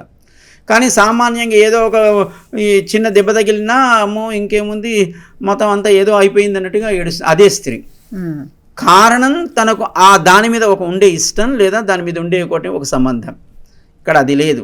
దైవం అనేది ఎప్పుడైనా మనం చేసే కర్మ మనం చేస్తూనే ఉంటాం, మనకు పొందే ఫలితం మనం పొందుతూనే ఉంటాం. కానీ దైవం వల్ల మనం పొందే ఫలితం మనకి దుఃఖాన్ని ఇవ్వదు, ఒక సహనాన్ని, ఒక ఓర్పుని, ఒక స్థిరత్వాన్ని ఇస్తుంది. ఇప్పుడు ఒక వ్యక్తి తాను పొందాల్సిన ఫలితాన్ని పొందలేకపోయాడు, నా కర్మ అనుకున్నాడు అనుకోండి, సరిపోదు అక్కడ. సరే ఇది ఇంతే, దైవం అనుకూలంగా లేదు, మళ్ళీ మనం ప్రయత్నం చేద్దాం. ఈ ఓర్పు సహనం ఎప్పుడు వస్తుంది? ఆయనే సంబంధాన్ని పెట్టుకున్నప్పుడు, కర్మ అనివార్యం అనుకున్నప్పుడు, నమ్మినప్పుడు. అంతేకాకుండా నేను ఇంత చేసినా కూడా నేను మార్కులు పొందలేకపోయానని సూసైడ్ చేసుకునేటువంటి స్టూడెంట్స్ కావచ్చు, నేను ఇంత చేసినా నేను పండిన పంట నేను చేతికి తెచ్చుకోలేకపోయానని సూసైడ్స్ చేసుకునేటువంటి రైతులు కావచ్చు, వ్యాపారంలో నష్టపోయినటువంటి వాళ్ళు సూసైడ్ చేసుకున్నటువంటి కొన్ని పరిస్థితులు కావచ్చు. ఇవన్నీ కర్మ తప్పదు, దాని ఫలితాన్ని అనుభవించాలి. దాన్ని అనుభవిస్తూ ఉంటే మనం ముందుకు వెళ్ళగలుగుతామనేటువంటి ఆలోచన లేకుండా తీసుకునేటువంటి ఆవేశపు నిర్ణయాలు. అంటే నిజానికి అది కూడా కర్మే అనుకోండి. ఆ సమయంలో వాళ్ళకి ఆ రకమైనటువంటి ఆలోచన ఆవేశం కలిగించి వాళ్ళంతటా వాళ్ళే ఆత్మాహుతి చేసుకునేటువంటి స్థితి కలిగించడం కూడా కర్మే అవుతుంది. కనుక దైవం ఎప్పుడు మనకి కర్మ అనివార్యము, ఫలితము అనివార్యము. దాన్ని అనుభవించడంలో ఏర్పడే దుఃఖాన్ని తగ్గిస్తుంది దైవం అనే విశ్వాసం. దాన్ని నిరూపించడం కోసమే రాముడిగా అవతరించాడు. అడవికి వెళ్ళడము తప్పదు, అక్కడ కష్టాలు ఎదుర్కోవడము తప్పదు, అక్కడ యుద్ధం చేయడము తప్పదు, సీతమ్మ ఎడబాటు తప్పలేదు, సీతమ్మ కోసం దుఃఖించడము తప్పలేదు, దానికోసం రావణాసుడితో యుద్ధం చేయడము తప్పలేదు, ఆయన సంహరించడం, సీతమ్మని వెనక్కి, ఇవన్నీ తప్పలేదు కదా. మరి ఆయన చేయాలనుకుంటే ఇవన్నీ అక్కర్లేదు, కర్మ ఏం పట్టించుకోకండి అని ఉండేవాడు కదా. కానీ మనిషికి ఏది ఆచరణ అవసరమో దాన్ని చూపించడం కోసం పొందిన అవతారమే రామ అవతారము అని మనకి పెద్దలు వివరిస్తారు. కనుక జరుగుతున్నది జరగక మానదు, కానీ ఆ జరుగుతున్న దాన్ని మన మనస్సును పాడు చేసుకొని మన సహనాన్ని కోల్పోయి మరొక ప్రయత్నం చేయకుండా ఎక్కడ ఒకచోట ఆగిపోతే అది జీవితానికి ప్రమాదం. కనుక కర్మ సిద్ధాంతం అనేది అనివార్యం. దాన్ని మనము అంగీకరిస్తూ ముందుకు వెళితేనే జీవితం ఎప్పుడైనా మంచి వైపు సాగుతుంది. స్వార్థపరులే ముందరికి వెళ్తున్నారు, న్యాయంగా ఉన్న వాళ్ళకి మంచి జరగట్లేదు అన్న ఒక భావన చాలా డీప్గా ఉంది సొసైటీలో. అందుకని మనం కూడా చెడ్డగానే చేద్దాం అనే ధోరణిలో కూడా చాలామంది వెళ్ళిపోతున్నారు. అండ్ ఈ చాలా ప్రస్ఫుటంగా కనిపిస్తోంది కూడా మా అందరికీ చూసేవాళ్ళకి. మీరేమంటారు? దానివల్ల కర్మ వస్తుంది, నెక్స్ట్ జన్మలో అలా వస్తుంది, అలాంటి స్టోరీలు చెప్పి బతికేస్తున్నాం మేము. మీరేమంటారు? మన చుట్టూ సమాజం సరైన మార్గంలో లేకపోయినా మనం ఎప్పుడు కూడా మనకుండాల్సినటువంటి ధర్మాన్ని ఎప్పుడు వీడకూడదు. ఎందుకంటే సరే కర్మ సిద్ధాంతాన్ని మిగతా వాడిని పక్కన పెడితే సత్యం ఎప్పుడు సత్యమే, అబద్ధం ఎప్పుడు అబద్ధమే, నేరం ఎప్పుడు ఇవాళ కాకపోయినా రేపైనా మనం పోయిన తర్వాత అయినా లోకానికి తెలుస్తుంది. కనుక ఉన్నప్పుడు 10 మంది వీడు మంచివాడు, పోయిన తర్వాత 100 మంది మనని మంచివాడు అనేట్టుగా బ్రతికితే చాలు తప్ప, ఉన్నప్పుడు సమాజం తిట్టి పోయిన తర్వాత కూడా సమాజం తిడితే ఆ బ్రతుకు వ్యర్థం. కనుక అందరిలాగే వాడు సంపాదించుకుంటున్నాడు, వాడు బాగున్నాడు, నేను అలా ఎందుకు ఉండకూడదు అని అనుకున్నాము అని అంటే రేపొద్దున ఎక్కడో ఒక చోట వాడు చేసిన ఆ తప్పుకో లేకపోతే ఆ నేరానికో ఎక్కడో చోట వాడు శిక్షింపబడతాడు. అప్పుడు మనం అనుసరిస్తూ ఉంటాం. అప్పుడు మనలో రకమైన భీతి కలుగుతుంది. నిన్నటిదాకా వాడు బాగా సంపాదించుకుంటున్నాడు, బాగున్నాడు అనుకున్న రేపొద్దున వాడు అరెస్ట్ అయ్యాడు, రేపొద్దున మనకు కూడా స్థితి వస్తుంది కదా. అప్పుడు అలాంటి భయంతో బ్రతకడం కంటే నిర్భయంగా బ్రతకొచ్చు కదా, నిజాయితీగా బ్రతకొచ్చు కదా. తినడానికి ఒక పూట తిన్నా శరీరం నిలబడుతుంది, 3 పూటలు తిన్నా శరీరం పోవాల్సిన టైంలో పోతుంది. శాశ్వతం కాని శరీరం కోసం ఎవరినో మోసం చేసి తాత్కాలికమైనటువంటి ఆ ఆర్భాటాలని ఆ లగ్జరీస్ని అనుభవించడం దానికంటే ఇది శాశ్వతం కాదని తెలుసు మనకి. తెలిసి కూడా దీనికోసం మనం ఎన్ని చేసినా ఇది ఉండదు కదా. కనుక అశాశ్వతమైనటువంటి శరీరం కోసం మనం పక్క మార్గాలు పట్టక్కర్లేదు, ఎవరిని మోసం చేయక్కర్లేదు, 4 పూటలు తిని దీన్ని పెంచుకోవాల్సిన అవసరమూ లేదు. కనుక ఉన్న దాంట్లో నిజాయితీగా 10 మందికి ఉపయోగపడేట్టుగా జీవితం గడిస్తే రేపొద్దున మనవాళ్ళు సమాజానికి సమాధానం చెప్పే స్థితిలో ఉంటారు. ఎందుకంటే తండ్రి నేరస్తుడైతే పిల్లవాడిని సమాజం రేపొద్దున అడుగుతుంది. తండ్రి ఉండొచ్చు ఉండకపోవచ్చు, ఏమయ్యా మీ నాన్న దొంగ, లేకపోతే మీ నాన్న ఎవరినో చంపేశాడు, మీ నాన్న హంతకుడు అంటే పిల్లవాడి జీవితం దుర్భరమే కదా, వాడికి అది దుఃఖమే కదా. కనుక తండ్రి మంచివాడైతే పిల్లవాడు నిర్భయంగా సమాజంలో ఉండగలుగుతాడు. మనం ముందు నిర్భయంగా ఉండగలుగుతాం, మన తర్వాత తరంలో ఉండే వాళ్ళు కూడా, కుటుంబంలో వాళ్ళు కూడా నిర్భయంగా సమాజంలో వాళ్ళు ఉండగలుగుతారు. మనని చూసి వాళ్ళు కూడా నిజాయితీని నేర్చుకుంటారు. తండ్రి చెడ్డవాడైతే పిల్లవాడు చెడ్డవాడు అవుతాడు, తండ్రి నిజాయితీపరుడు అయితే పిల్లవాడు నిజాయితీపరుడు అవుతాడు. ఒకవేళ పిల్లవాడు ఏదైనా అలాంటి స్థితిలోకి వెళితే తండ్రి అడగడానికి అధికారం కలిగి ఉంటాడు. తాను తప్పు చేయనప్పుడు పిల్లవాడిని అడిగే అధికారం తండ్రికి ఉంటుంది. తను తప్పు చేశాడు, నువ్వేం నాకు చెప్పొచ్చావా, నువ్వు సాయంకాలం కాగానే నువ్వు తాగుతున్నావు, నన్ను తాగొద్దని చెప్తావేంటి అని అడిగే పిల్లలు కూడా లోకంలో ఉంటారు. అదే తండ్రి కనుక దురలవాటు లేదనుకోండి, పిల్లవాడు అలవాటు పొందడు. ఒకవేళ అలవాటు కలిగినా తండ్రి వాడిని అడగగలిగేటువంటి ఒక అధికారం కలిగి ఉంటాడు. కనుక ఎవరో ఎదిగిపోతున్నారు, ఎవరో సుఖంగా ఉన్నారు అని అనుకోవడం కంటే మనకున్న దాంట్లో నిజాయితీగా నిర్భయంగా ఎప్పుడైనా సమాజంలో ఎక్కడైనా తలెత్తుకొని తిరగగలిగే జీవితమే నిజమైనటువంటి జీవితం. ఇదంతా ఒక ఎత్తు అయితే ఈ ఫాస్ట్ ఫేజ్ లైఫ్లో ఇప్పుడు మనం పండగ వస్తుందంటే అదొక సెలవుగా భావిస్తున్నారు, ఒక హాలిడే వచ్చేసింది అని. కానీ ఆ పండగ, దాని విశిష్టత, దానికి ఏం చేయాలి అన్నది కూడా చాలా తక్కువగా కనిపిస్తుంది. ఓకే, గుడికి వెళ్ళాలి అమ్మ చెప్తుంది కాబట్టి, లేకపోతే నాన్న అంటారు కాబట్టి, ఈ పలానా టైంకి గుడిలో బోళ్ళంత రష్, రద్దీ, వెళ్ళడం, దండం పెట్టుకోవడం, అయిపోయింది పండుగ అంతే. లేకపోతే ఆ పిండి వంటలు చేసుకున్నాం, సమర్పయామి, మనం తినేసాం. అరే పండగ వస్తుంది, బూరెలు చేసుకున్నామా, గారెలు చేసుకోవాలి, స్వీట్స్ చేసుకోవాలి, విందు భోజనాలు 10 మంది. నిజానికి ఆనందాన్ని పంచుకొనుట, ఆనందాన్ని పంచుకోవాలంటే ఆనందానికి ఏదో కారణం ఉండాలి కదా. దీపావళి నరకాసురుణ్ణి సంహరించడం చేత లోకానికి ఏర్పడినటువంటి పీడను భగవంతుడు కృష్ణుడు తొలగించడం చేత అది లోకానికి అంతటికీ ఆనందం కనుక అది అందరూ కలిసి పంచుకునే ఒక ఉత్సవమే మనకి దీపావళి. విజయదశమి ఏదో మహిషాసురుడి యొక్క సంహారమో లేకపోతే ఇంకొకటో లేకపోతే శమీ పూజో ఇదంతా కలిసి చేసుకునేది. దీన్ని తెలిసినటువంటి మహనీయులు అందరం కలిసి ఒక చోట మనకు ఏర్పడినటువంటి ఆనందాన్ని పంచుకునే విధానమే నిజానికి పండుగ. కనుక ఈ ఆనందాన్ని పంచుకోవడంలో ఆధ్యాత్మిక ఒక రకమైతే ఎంటర్టైన్మెంట్ మరొక రకంగా ఉంటుంది. సో ఈ ఎంటర్టైన్మెంట్ అనేది ఒక రెస్ట్రిక్టెడ్గా ఉంటుంది, అంటే తెర మీద ఆడే బొమ్మల్లాగే ఉంటుంది. అంటే ఆ సమయానికి నలుగురు కలిసి ప్రేమగా ఏదో ఉన్నామనుకొని ఏదో తయారు చేసుకున్న 4 పదార్థాలు అందరూ కలిసి తిని మళ్ళీ ఎవరి రూమ్లోకి వాళ్ళు వెళ్ళిపోయి ఎవరి సెల్ ఫోన్ వాళ్ళు పట్టుకొని కూర్చుంటే అది పండగ కాదు. ఉన్నాం అనుకుని అంటే అది మళ్ళీ మరొక సంవత్సరానికి ఆ పండుగ వచ్చేటప్పటికి ఆ తీపి జ్ఞాపకాలు ఎప్పుడైతే మనసులో ఉంటాయో అప్పుడు నిజంగా దాన్ని పండగ అనగలుగుతాం.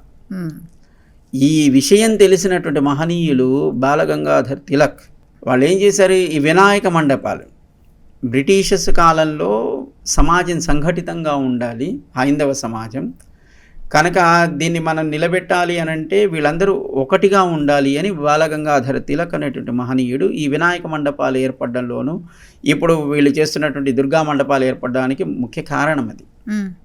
అంటే సమాజాన్ని లేదా ఒక కుటుంబాన్ని లేదా ఒకే ఆలోచనతో ఉన్న వ్యక్తుల్ని కలిపి ఉంచేది పండగ. అప్పుడు వాళ్ళు అంతా ఒకే రకమైన ఆలోచనతో ఒకే రకమైనటువంటి భావనతో ఉంటారు కనుక దానివల్ల వాళ్ళకి ఏర్పడే ఆనందం పంచుకోగలుగుతారు. కనుక కేవలం ఏదో కొత్త బట్టలు కొనుక్కోవడం లేదా పదార్థాలను తయారు చేసుకొని తినడం, 4 గంటలో 4 ఆ పూట అంతా కలిసి ఉండడం ఇది కాదు పండగ అంటే. అది అందరం కలిసి ఒక చోట ఆనందాన్ని వ్యక్తం చేసుకోవడం, ప్రేమ అనురాగాన్ని పెంచుకోవడం. స్నేహితులు కొన్ని పండగలు చూడండి స్నేహితులు కలుస్తారు, కొన్ని పండగల్లో అక్కా చెల్లెళ్ళు అన్నదమ్ములు కలుస్తారు. ఇప్పుడు రాఖీ బంధన్ లాంటివి, దాంట్లో వాళ్ళ మధ్య ప్రేమ పెరుగుతుంది. కొన్ని పండగల్లో స్నేహం పెరుగుతుంది, కొన్ని పండగల్లో ఆ బంధుత్వానికి ఉండేటువంటి విలువలు తెలుస్తాయి. విజయదశమి అనుకోండి, ఎక్కడో పూజ జరుగుతుంది, అక్షతంతలు తెచ్చుకోవాలి, పెద్దవాళ్ళకి ఇవ్వాలి, వాళ్ళు ఆశీర్వాదం తీర్చుకోవాలి, వాళ్ళకి నమస్కరించాలి. ఇది ఆ మధ్యలో ఉండేటువంటి సంబంధాన్ని గుర్తు చేస్తాం. కనుక పండుగ అంటే మానవ జీవితంలో మన ఆయా బంధాలతో ఎలా బ్రతకాలో నేర్పేటువంటి సన్నివేశాలు తప్ప కేవలం రుచి కోసమో లేదా ఆడంబరం కోసమో 10 మంది ఒకచోట చేర్చి చేసుకునేటువంటి ఒక ఉత్సవం లాంటిది కాదు. నేను అడగచ్చా అండి, మీరు పట్టుకున్న దీన్ని ఏమంటారు ఏంటని? త్రిదండమా? ఇందాక మనం చెప్పుకున్నాం కదా, అద్వైతము, ద్వైతము, విశిష్టాద్వైతం అని. అవునవును. అద్వైతం అంటే బ్రహ్మ ఒక్కడే, ఏదీ లేదు కనుక వాళ్ళు ఒకటే ఒక దండాన్ని పట్టుకుంటారు. ద్వైతంలో వాళ్ళకి పెద్దగా 2 అనేది ఏం కనపడదు. విశిష్టాద్వైతంలో రామానుజుల వారు ప్రతిపాదించినటువంటి తత్వములు భగవంతుడు, జీవుడు, ప్రకృతి, ఈ 3 సత్యములే. భగవంతుడు ఉన్నాడు, జీవుడు ఉన్నాడు, ప్రకృతి ఉంది. ఈ 3టిని తెలియజేసేటువంటి ఒక తత్వమే మనకి త్రిదండం. అంటే విశిష్టాద్వైతం అంటే ఏమన్నాం, భగవంతుడు జీవ ప్రకృతితో కలిసి ఉంటాడు. అది ప్రళయమా లేదా సృష్టి అయిన తర్వాతను. కనుక భగవంతుడు అప్పుడు వేరుగా ఉండడు కదా, ఆ వేరుగా ఉండకుండా ఆ రెండింటిని తనతో కలుపుకొని ఉండడమే 3 దండాలు. ఆ 3టిని కలిపి ఎందుకు కడతాం, భగవంతుడితో పాటు ఈ 2 కూడా ఎప్పుడు కలిసే ఉంటాయి. దీన్ని మేము విష్ణు స్వరూపంగానే భావిస్తాం. ఇప్పుడు ఆలయాల్లో విగ్రహం ఎంత పవిత్రమో ధరించేటువంటి త్రిదండం కూడా మేము అంతే పవిత్రంగా భావిస్తాం. కనుక ఇదేంటిది, మనకి విష్ణు స్వరూపం అంటే జీవ ప్రకృతులతో కూడినటువంటి పరమాత్మ. దీనే త్రిదండము అంటే 3 ఉంటాయి కనుక త్రిదండం అంటాం. అయితే దీనికి మళ్ళీ పైనుంచి మరొక దండం ఉంటుంది, ఇది ఆచార్య దండం అంటారు. అంటే మనకి ఎవరైతే గురువుగా ఉండి సన్యాసాన్ని వారు అనుగ్రహిస్తారో వారి గుర్తుగా, ఎందుకంటే ఈ 3టిని తెలియజేసేది ఆచార్యులే. అవునవునవును. కనుక ఈ 3 తత్వాలని వివరించే ఆచార్య సంబంధం కూడా 4వ దండంగా దీంట్లో కలిపే ఉంటుంది. కానీ దీన్ని మళ్ళీ 4 కలిగి ఉన్నట్టుగా చెప్పం, 3 కలిగి ఉంటాయి కనుక దీన్ని త్రిదండమే అని అంటారు. ఈ స్టాచ్యూ ఆఫ్ ఈక్వాలిటీ గురించి చెప్పాలండి. అంటే ఇంత పెద్ద స్టాచ్యూ ఇన్ని కోట్లు పెట్టిన దానికి ఒకటేమో పేదవాళ్ళకి ఇవ్వచ్చు కదా, ఎందుకు ఇలాగ చేశారు అన్న ఒక వాదన ఉంటే, ఇంకో వాదనేమో లేదు ఇలాంటివి ఉండడం వల్లే కదా నెక్స్ట్ జనరేషన్స్ వాళ్ళకి తెలుస్తుంది అని కొంతమంది అంటారు. దీని ప్రాముఖ్యత ఏంటి, అసలు పెట్టడానికి కారణం ఏంటి, మీరేం చెప్దాం అనుకుంటున్నారు? ఇలా అంటారని ప్రచారం చేసేటప్పుడు మాకు కూడా తెలుసు. అందుకే మేము ప్రచారం చేసేటప్పుడు అవే చెప్పేవాళ్ళం. అంటే చాలామందికి ఒక 10 సంవత్సరాల కాలం పాటు 15 సంవత్సరాల కాలం పాటు హాయిగా ఫ్రీగా భోజనం పెట్టచ్చు. 10,000 కోట్లు అంటే తక్కువేం కాదు కదా. లేదా పెద్ద పెద్ద హాస్పిటల్స్ లాంటివి నిర్మాణం చేసి ఎవరికైనా ఆరోగ్యాన్ని ఫ్రీగా ఇవ్వచ్చు. లేదు పెద్ద పెద్ద ఫ్యాక్టరీస్ నిర్మాణం చేసి అన్ఎంప్లాయ్మెంట్ని మనం కొద్దో గొప్ప తీసేయచ్చు. ఇలా కదా అడుగుతారు సమాజంలో. అంత ధనం అక్కడ వ్యర్థం చేస్తున్నారు, ఇలాంటి కార్యక్రమాలు చేస్తే 10 మందికి సమాజానికి ఉపయోగపడతాయి కదా అని. ఒక వ్యక్తికి మనం అన్నం పెట్టామనుకోండి, వాడు ఇంకా ఏదో రుచిగా ఉంటే బాగుండని అనుకుంటాడు. పెట్టిన వాడిని సరిగా నచ్చకపోతే తిడతాడు. వాళ్ళు సంస్కారం ఏర్పడదు. అయ్యో పెట్టాడనే కృతజ్ఞత మర్చిపోయి చాలా కాలం అయిపోయింది. ఒక వ్యక్తికి మనం ఏదైనా పోనీలో ఏదో కష్టంలో ఉన్నాడు, మన ఆఫీస్లోనే ఉద్యోగం ఇద్దామని ఇచ్చామనుకోండి, మనని దాటి ఎదగాలని కోరుకుంటాడు తప్ప మనకి విధేయుడై ఉండడు. రేపొద్దున వాడు ఏదైనా ఉన్నతమైన స్థానంలో ఉంటే తాను మనని ఆశ్రయించి ఉద్యోగం పొందినట్టుగా ఎవరైనా వచ్చి అయ్యో నాకేం లేదు నాకు ఏదైనా చూపించండి అంటే ఇస్తాడనే నమ్మకము లేదు. ఇక ఆరోగ్యం అంటారా, మనమే పాడు చేసుకుంటున్నాం, మనమే దానికోసం పరిగెత్తుతున్నాం.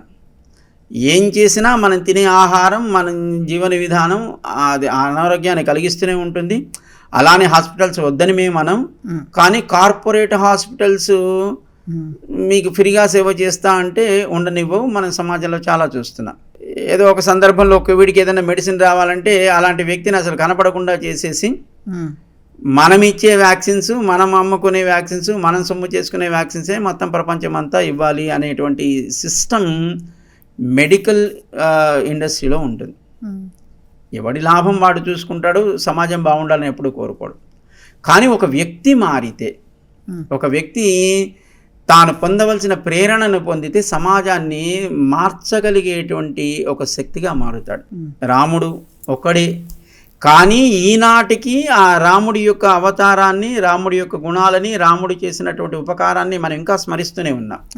అది పెద్ద చేసిన వారు కావచ్చు, చిన్న చేసిన వారు కావచ్చు, ఎంతోమందికి ప్రేరణ కలిగిస్తున్నారు. ఒక వివేకానందుడు లాంటి వారు ఆయన ఎక్కడో అమెరికా లాంటి ప్రాంతానికి వెళ్ళి కూడా మన ధర్మాన్ని, మన సన్యాసుల యొక్క గొప్పతనాన్ని చాటి ఈనాటికి వివేకానందుడి ఒక స్ట్రీట్ అక్కడ ఉంది. అవునండి. అంటే ఒక వ్యక్తి తాను పొందిన ప్రేరణ చేత సమాజాన్ని మార్చగలడు అనేది మనకి మన భారతీయ చరిత్ర చెబుతుంది. కనుక 10,000 కోట్లు ఇలా పెట్టిన తర్వాత మర్చిపోయేవాడికి, మనం ఇచ్చిన తర్వాత మనని దాటి మనం తొక్కుతూ పైకి వెళ్ళిపోవాలనుకునే వాడి కోసము, లేకపోతే ఇంకో రకంగా మన ఆరోగ్యాన్ని మనం పాడు చేసుకుంటే ఆరోగ్యాన్ని బాగు చేయడం కోసము చేయడం కంటే అది ఒక వ్యక్తి చేయగలుగుతాడు. కానీ ప్రేరణ పొందిన వ్యక్తులు ఒకళ్ళు ఇద్దరు అయితే ఈ కార్యక్రమాలే వాళ్ళు సమాజానికి చేయగలుగుతారు. ఇప్పుడు ఒక వ్యక్తి ఆ పని చెయ్యాలా, అలా చేయగలిగే వ్యక్తులను కొన్ని 100 మందిని 1000 మందిని తయారు చేయాలి. స్వామి చేసింది అదే.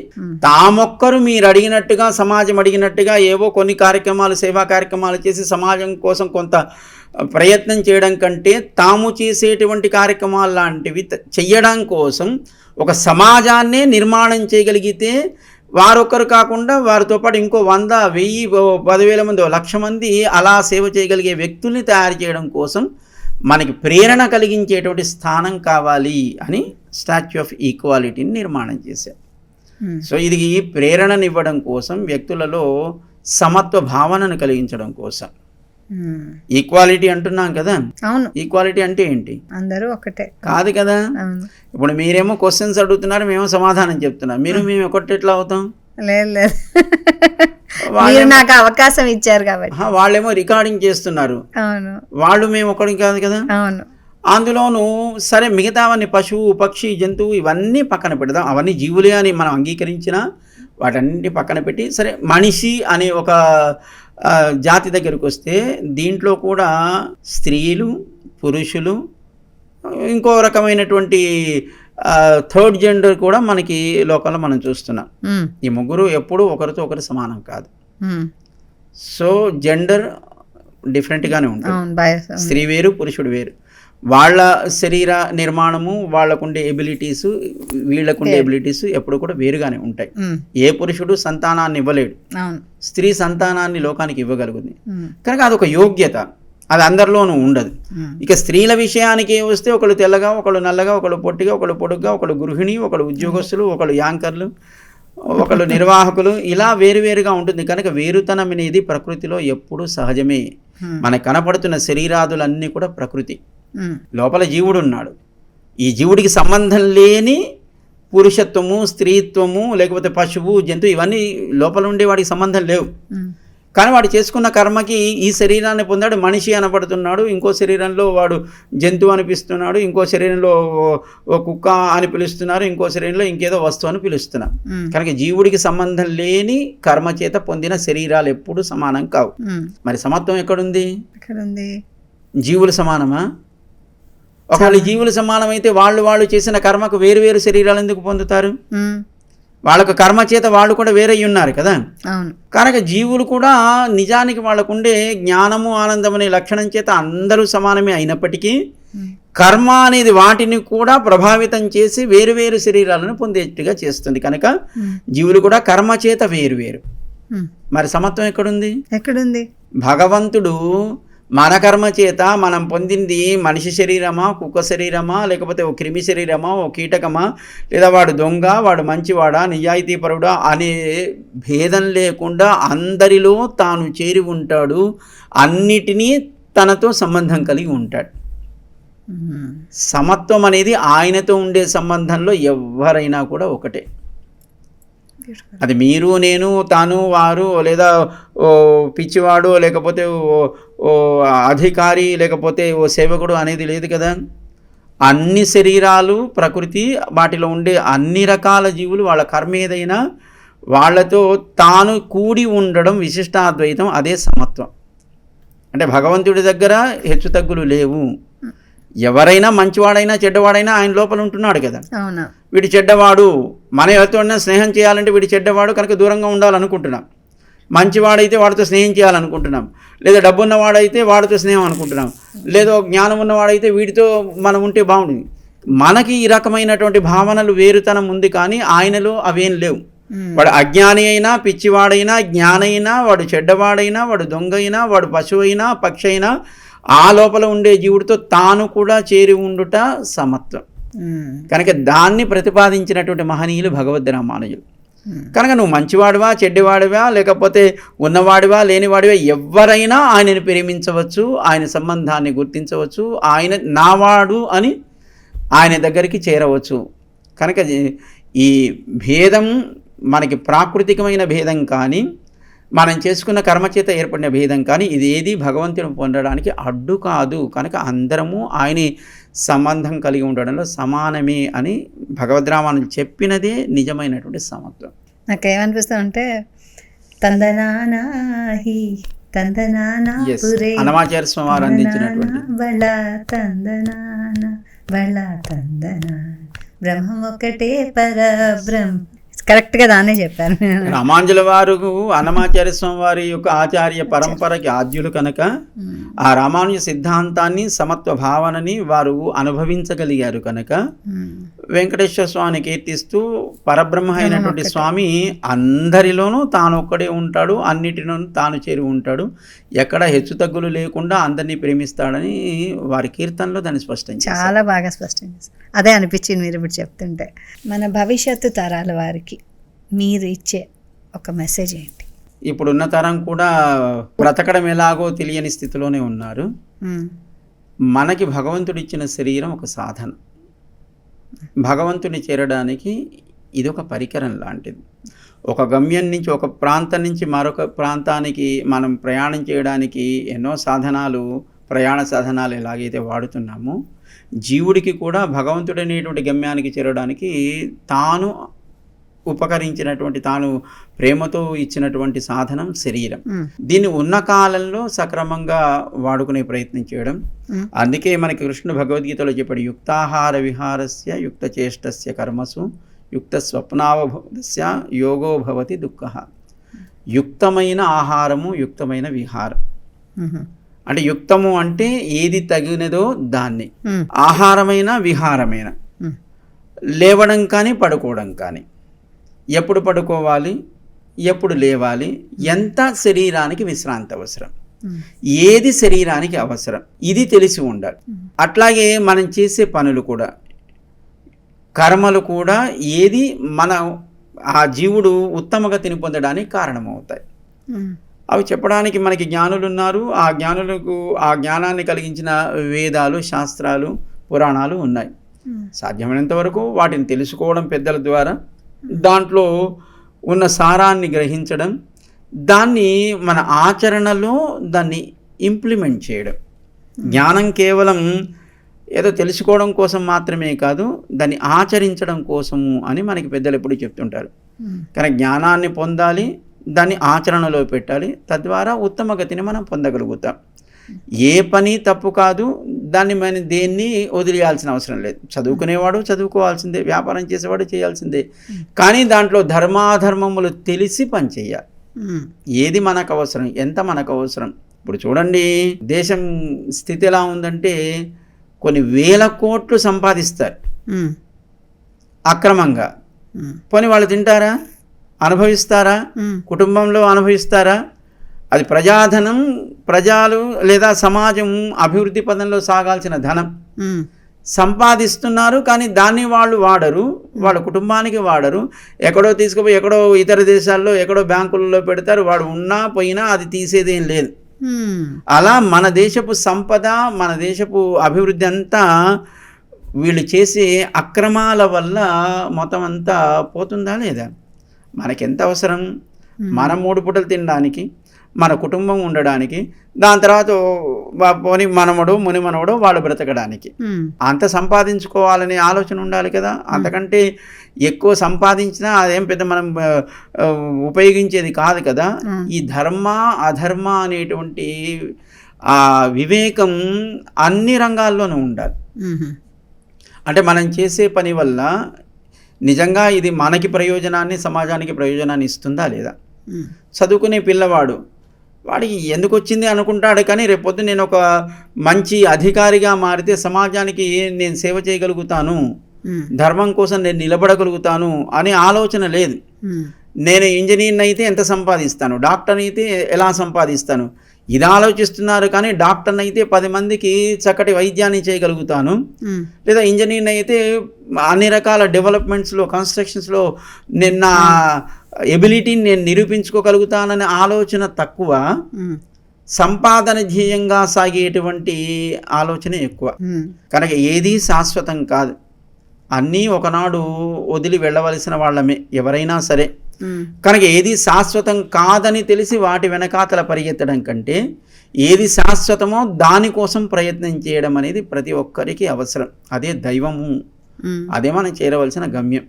కనుక మీరు సంపాదించండి, హాయిగా ఖర్చు పెట్టుకోండి, కానీ ఎంత అవసరమో అంత సంపాదించండి, ఎంత అవసరమో అంత ఖర్చు పెట్టుకోండి. మిగతాది చక్కగా ధార్మికమైన కార్యక్రమాలు, సేవా కార్యక్రమాలు చేయడం కోసం వినియోగించండి. జయస్వామి ఎప్పుడూ అదే చెప్తూ ఉంటారు, అదే చేస్తూ ఉంటారు. మన సంస్థ ద్వారా నేత్ర విద్యాలయ అని ఒక యాక్టివిటీ జరుగుతూ ఉంటుంది. అంటే అంధులకి మనం పాఠశాల, కళాశాల కూడా నిర్వహిస్తూ ఉంటాం జయస్వామి నేతృత్వంలో. వాళ్ళకి మనం చేయగలిగే సేవ అది. ఎక్కడో రోడ్డు పక్కన అడుక్కుంటూ ఉంటే జాలి కలిగి మనం 100 రూపాయలు ఇచ్చామనుకోండి, ఆ పూటే అంతే అంతే. కానీ వాళ్ళకి బ్రతకడానికి కావాల్సినటువంటి విజ్ఞానాన్ని ఇస్తే అంధులైనా వాళ్ళు చక్కగా ఉద్యోగాలు చేసుకోగలుగుతున్నారు, వాళ్ళు చక్కగా ఎవరి మీద ఆధారపడకుండా బ్రతకగలుగుతున్నారు. అందుకోసం జిఎస్వామి వారు ఒక పూట వాళ్ళ మీద జాలి పడడం కంటే జీవితకాలానికి వాళ్ళకి ఏది అవసరమో దాన్ని ఇవ్వాలి అని మనకి అంధుల పాఠశాల, మనకొకటి అంధుల కోసం పాఠశాల. అందుకోసం వాళ్ళని బ్లైండ్స్ అన్నారు, విజువల్లీ ఛాలెంజ్డ్ అంటారు. ఛాలెంజ్డ్.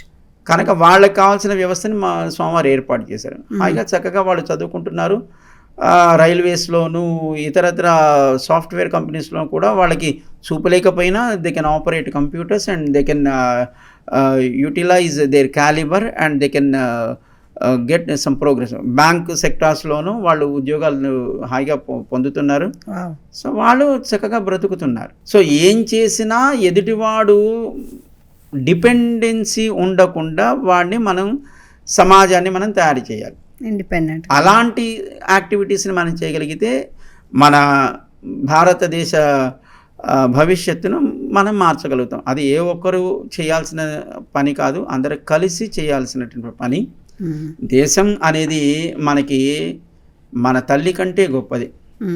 కనుక తల్లిని మనం ప్రేమిస్తున్నాము, తండ్రిని ప్రేమిస్తున్నాము, కుటుంబాన్ని ప్రేమిస్తున్నాము. దానికంటే ఎక్కువ ప్రేమించవలసినటువంటి స్థానం ఏదైనా ఉందంటే గురువు, అలాగే దేశం కూడా. సో ఏ తరమైనా ఆలోచించుకోవాల్సిన అవసరం ఒకటే, మన జీవితానికి ఈ ఉన్న కాలంలో మనం సమాజం కోసమో, లేకపోతే ధర్మం కోసమో, లేకపోతే మన ఎదురుగా ఎవరో కష్టపడ్డ వాళ్ళ కోసం మనం ఏం చేయగలుగుతాం, దానికి మనం ఏం చేయాలి. మనం ఒకళ్ళని చేయకపోతే 10 మందిని కలుపుకుంటాం. సో ఈ అందరినీ కలుపుకొని పోవడం అనేది ప్రధానంగా మనకు అవసరం. మంచి పని కూడా ఒకళ్ళని చేయడంలో కొంత తక్కువ చేయగలుగుతాం. 10 మందిని కలుపుకుంటే మరింత సమర్థవంతంగా, మరింత ఎక్కువ సర్వీసెస్ని మనం అందించగలుగుతాం. కనుక అందరితో కలిసి ఉండడం, మంచి పని, ఈ సమాజానికి అవసరమైన పని చేయడం, అందరికీ అది అవసరం. దాంతో తరంతో సంబంధం లేదు, పెద్దవాళ్ళైనా చిన్నవాళ్ళైనా.